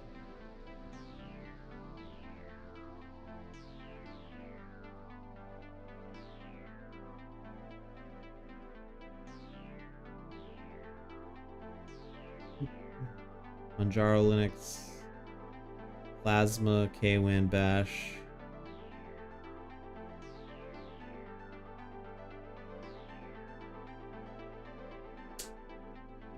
It is kind of cool.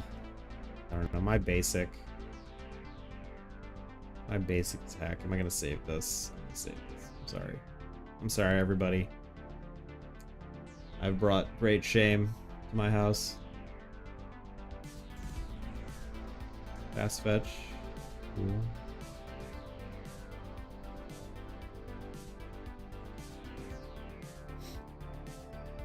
Oh, that's a... What file browser is that?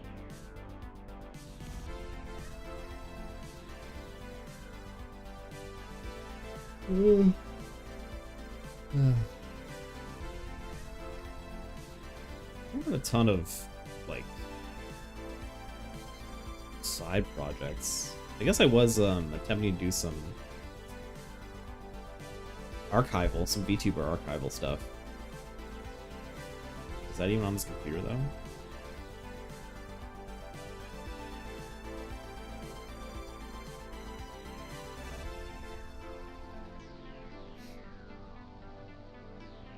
Oh, there was attempting to like make Windows 11 unannoying, and I think it was based on group policy stuff. But I would also want to, how should I put this? Like, probably run in a protected like VM kind of place first, and then make sure.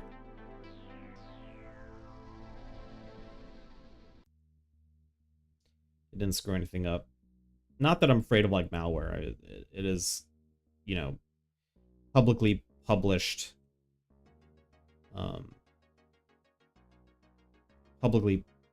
group policy edits in GitHub, so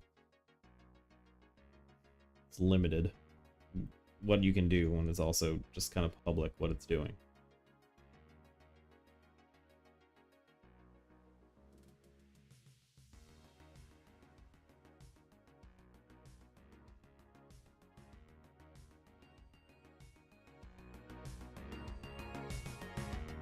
I need to normalize these songs. What the heck?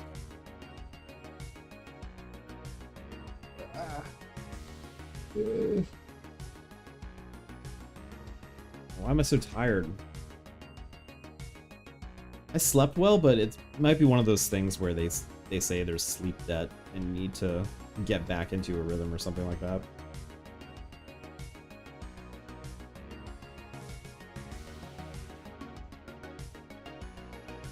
I'm dehydrated.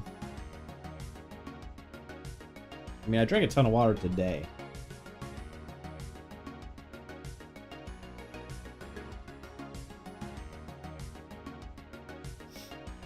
Yeah, I was getting a little weirded out when I see like the fast fetch. It just has the image here.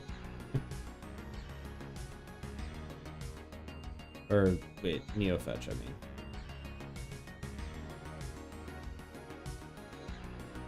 Should I use Kitty Terminal? GPU bait. Right, sure. Cross-platform. Oh, it's not for Windows. Well, I mean, that doesn't surprise me that much. But... a lot of people did recommend Microsoft Terminal, to be honest. TBH.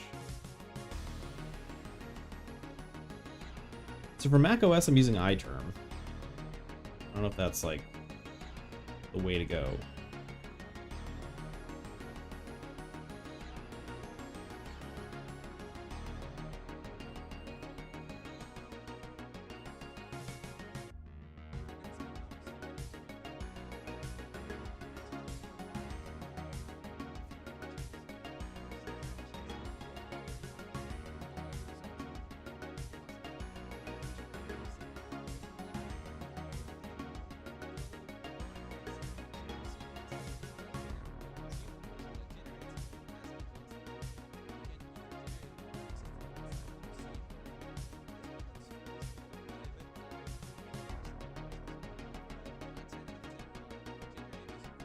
Cross-platform audio visualize. That's pretty cool.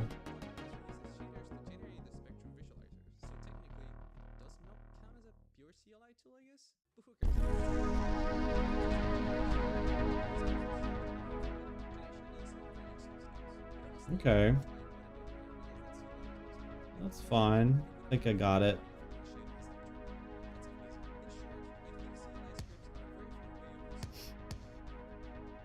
So I'm perpetually looking for new Nintendo games also. What is it? These are unlicensed ones.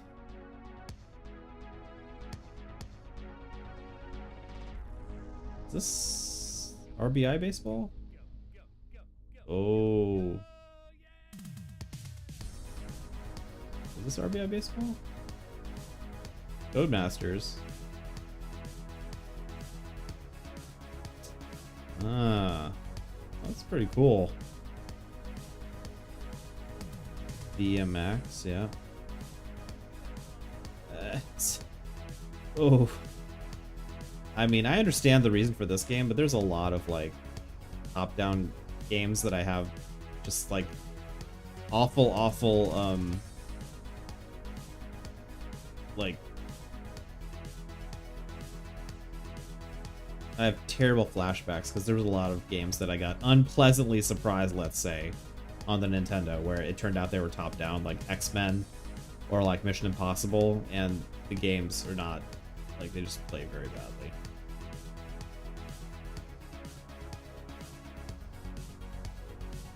And wait, wasn't there True Lies? There was like True Lies game that was top-down, I think. That looked not that bad.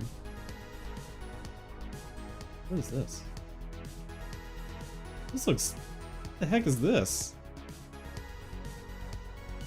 Oh, no, it's not Micro Machines. Is it? This is Micro Machines.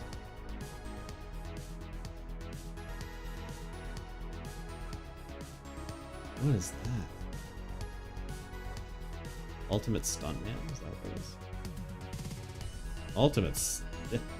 Ultimate Stuntman. Nice.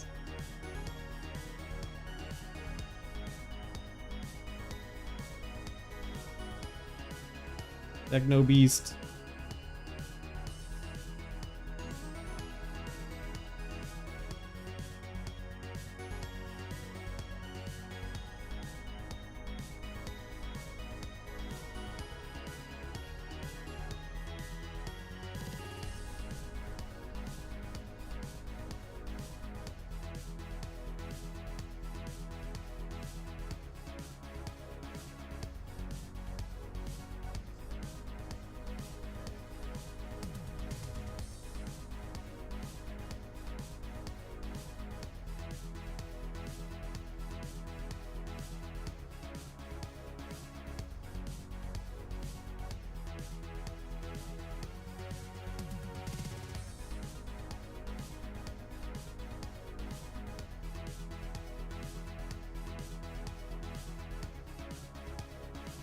So I do need to go back and play Flower, Sun, and Rain at some point. And just in the name of being responsible, it's probably not going to be the first one I attack because I do have the silver case, which I should probably play first.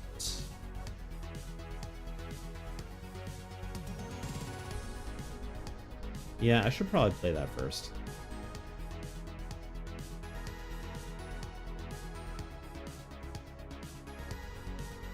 Just because I already own it, and I own the sequel as well, whatever that's called. What is that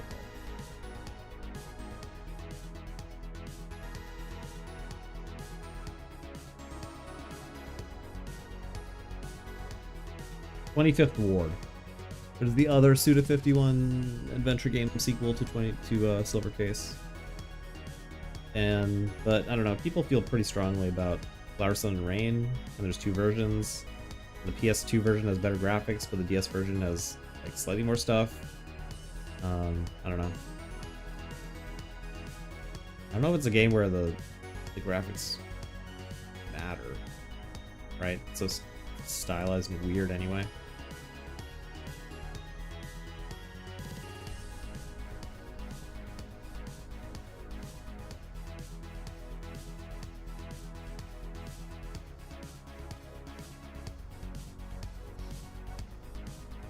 Oh, I think, yeah, it's a DS version, right?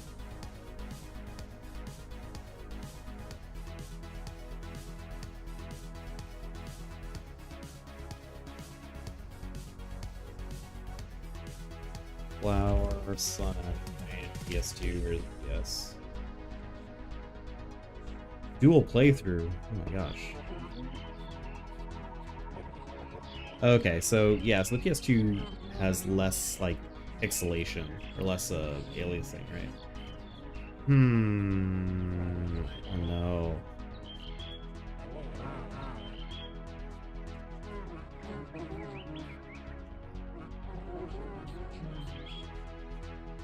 Huh.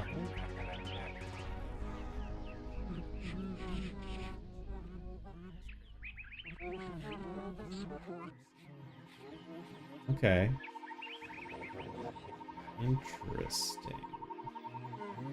Well, I guess I even play it. It's like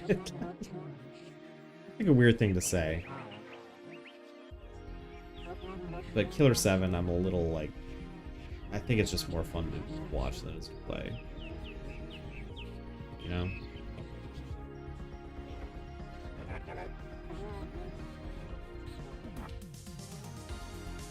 Alright, I'm getting a little tired for some reason.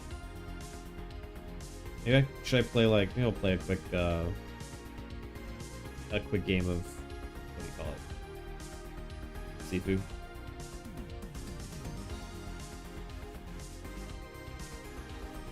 I'll play a quick game of Sifu and then I'll call it quits. Oh, YouTube's not gonna let me, is it? That's okay.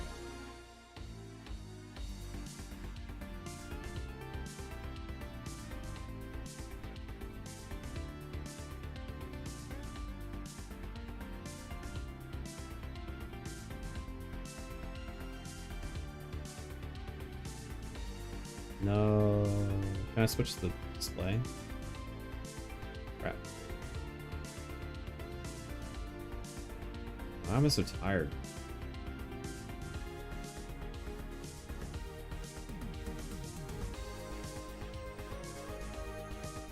Oh, am I gonna get in trouble for... Am I gonna get in trouble for, Oh no.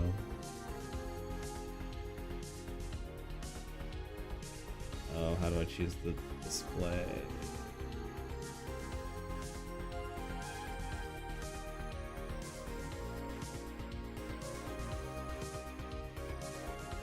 How do I... Why? No?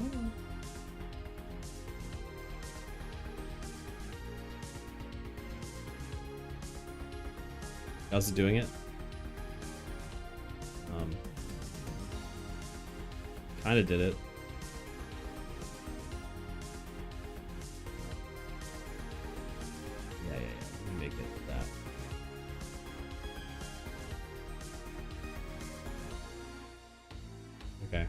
Am I getting in trouble for playing with mods? I hope not.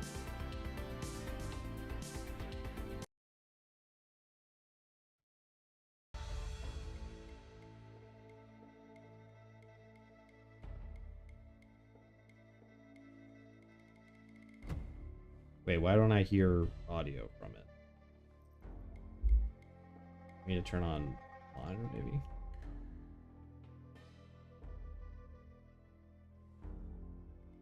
There we go. That sounds good, right?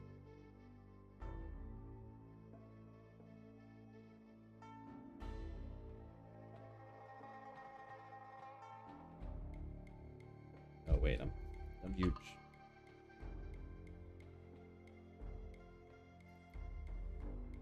This side maybe?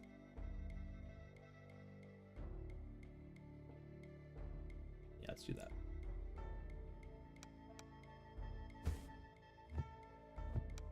Maybe I should warm up by... No, not.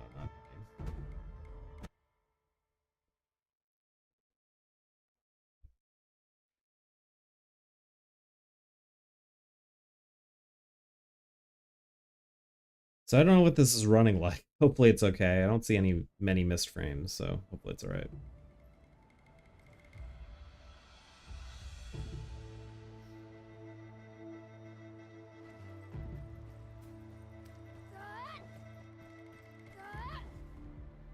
Yeah, so modifiers are on, right? Yeah, there we go. Okay. So Grandmaster. What am I at here? What's my age right now? 26, yeah. It's a little high. That's fine. Let's start over.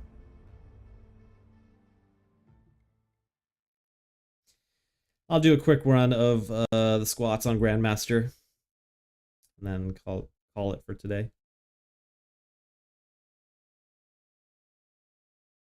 Sit in bed, do nothing.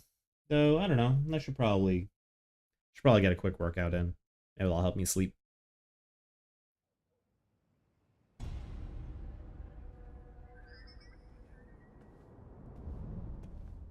I'm gonna turn it up a little bit, maybe. Oh, sorry.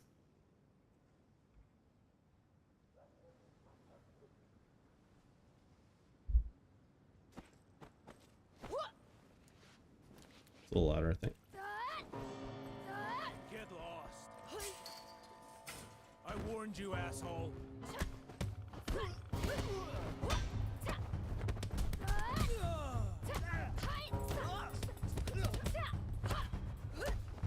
How's the frame rate looking? Is that okay?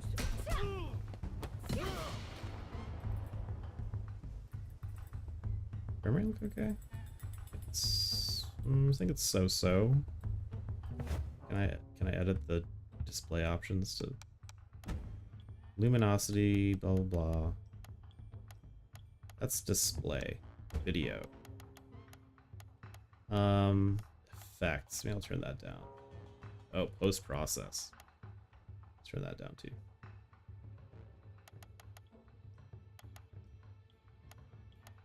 I don't want that.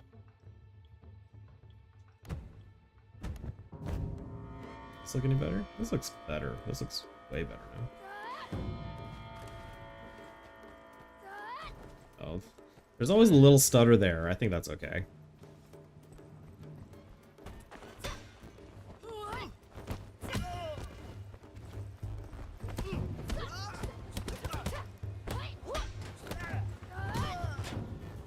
This is okay.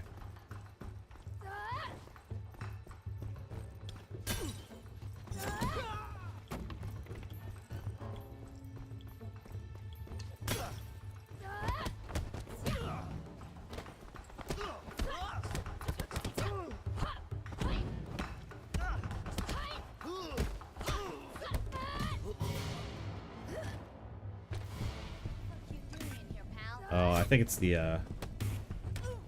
the frame rate from the thing code maybe. Am I getting more problems? No, it's not that many drop frames, honestly.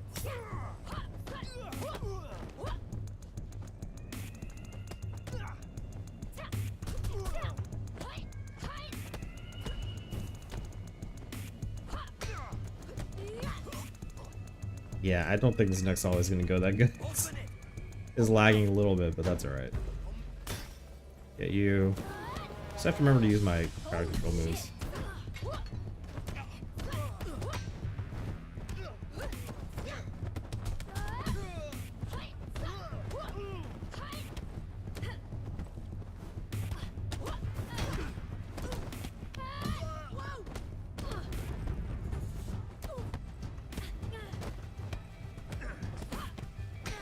Okay, I'm not using that many crowd control moves, but... So get you.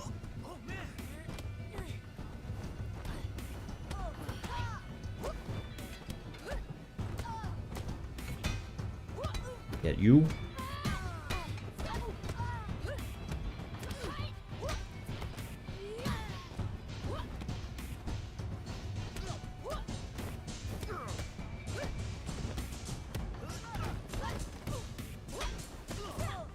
It's going alright so far.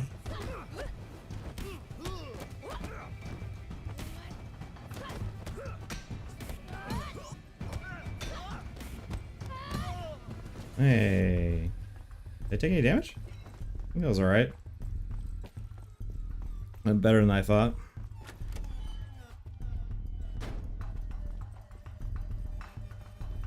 Oh man, this thing's chugging. Right? But I think it's not the encode, it's not the encode that's chugging.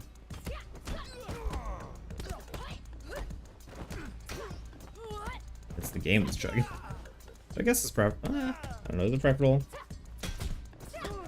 I personally think it's worse when the encode chugs and then the stream's lagging a bit.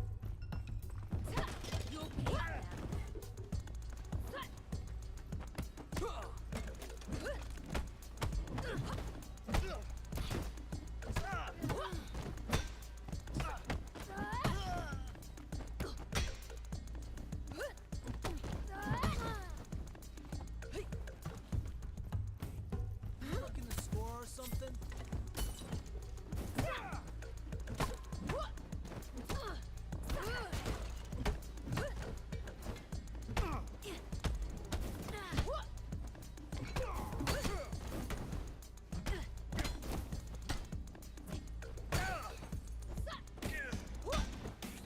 Alright, this guy. No, not this guy. Okay, so she's gonna pop. Go elite. You.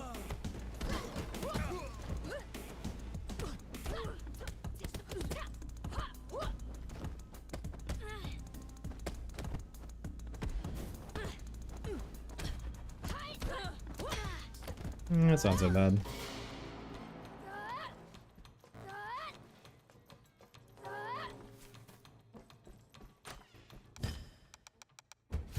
Always getting parry impact first.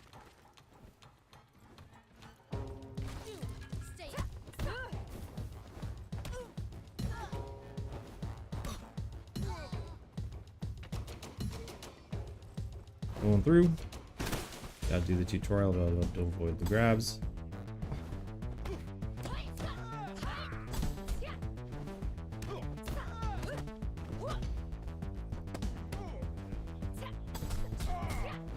Yeah, the delay threw off my timing.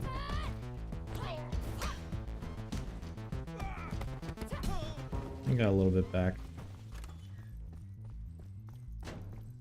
The trouble is the next stream is going to be the tough part. There's too many dudes in there.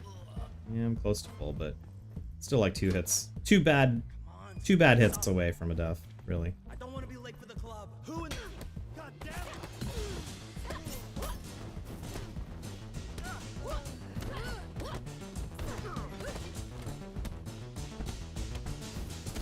Oh. Yeah, you get cornered and it's curtains. I think I was just like, oh, I'll just parry it all, and then it just never works out.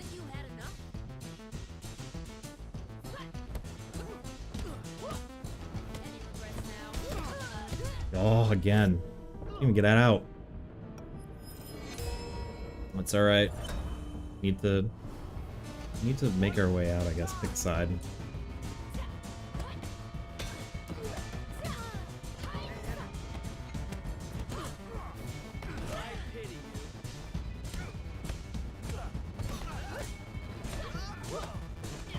maybe go through here.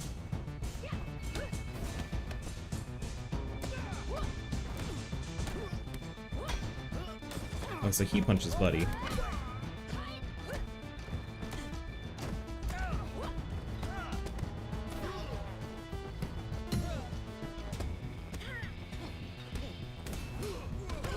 Ooh, how'd that hit me?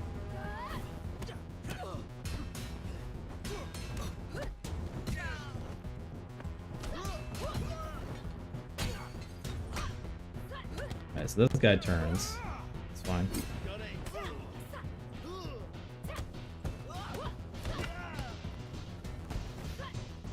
Do that.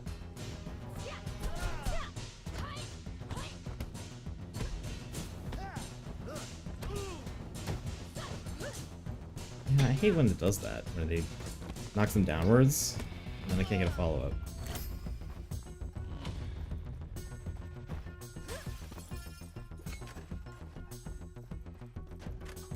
How the fuck you get in here?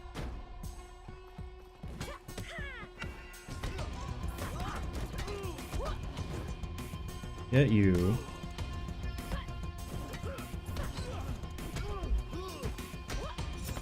Get you. I didn't even see that he was still attacking. At least I got heals. There we go.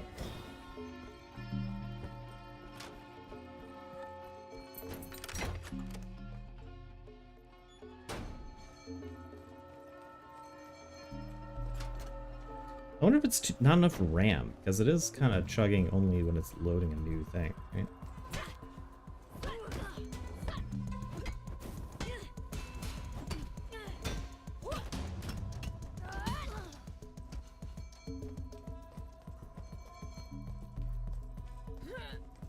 Go around here, jump on this guy. Come on.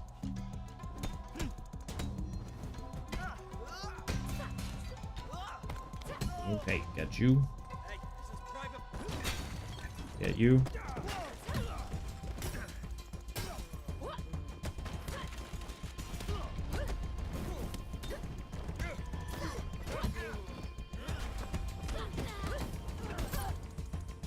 Oh.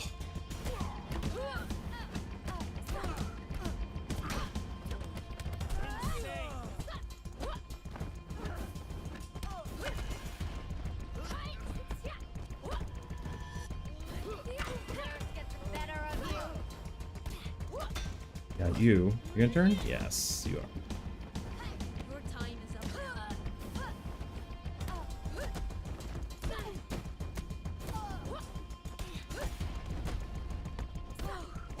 Get you.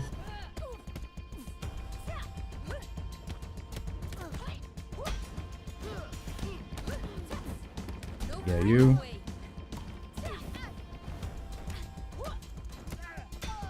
Get you.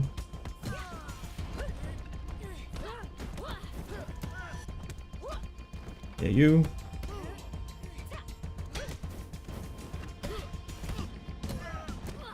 Get you. Come on. Oh, I was trying to get that takedown. I missed it.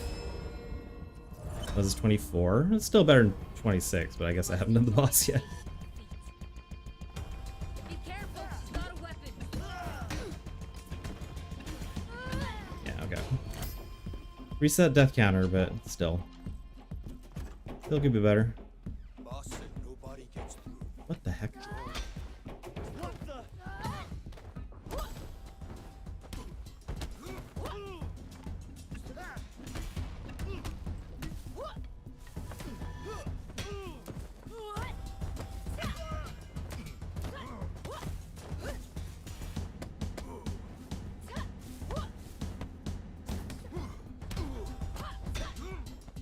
That's not so bad. We're doing it. I guess I'll take the stick.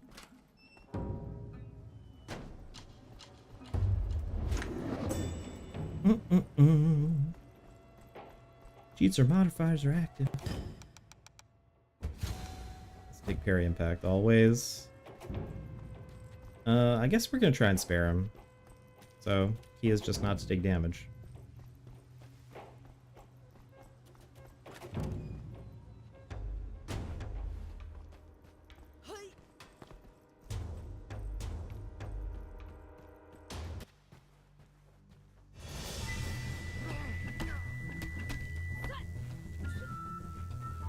Come on.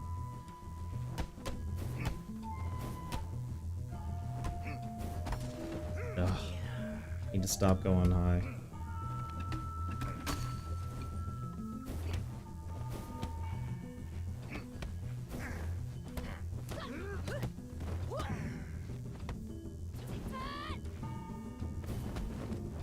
Yeah, I pushed my luck with that back fist. No, come on.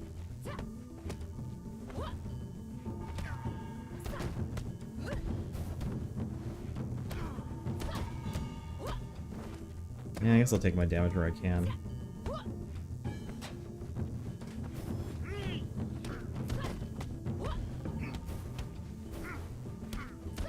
That should be it for that phase.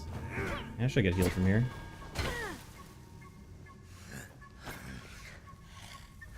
Yep. That's alright.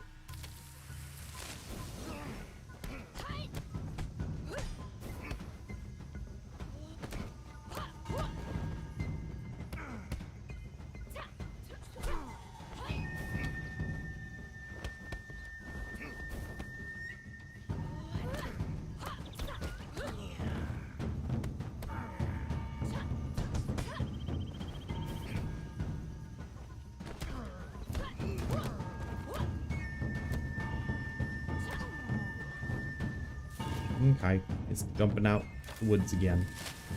Wah.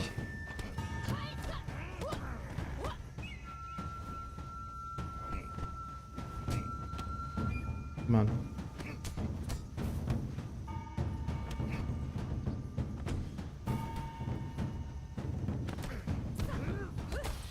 Oops, I killed him.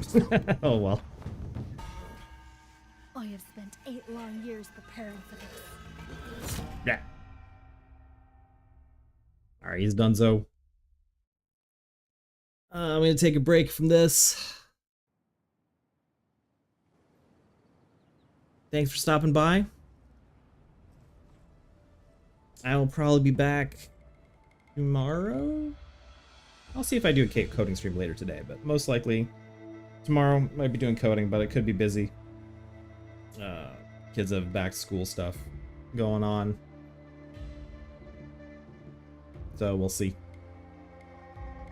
Enjoy the rest of your Sunday. And take care.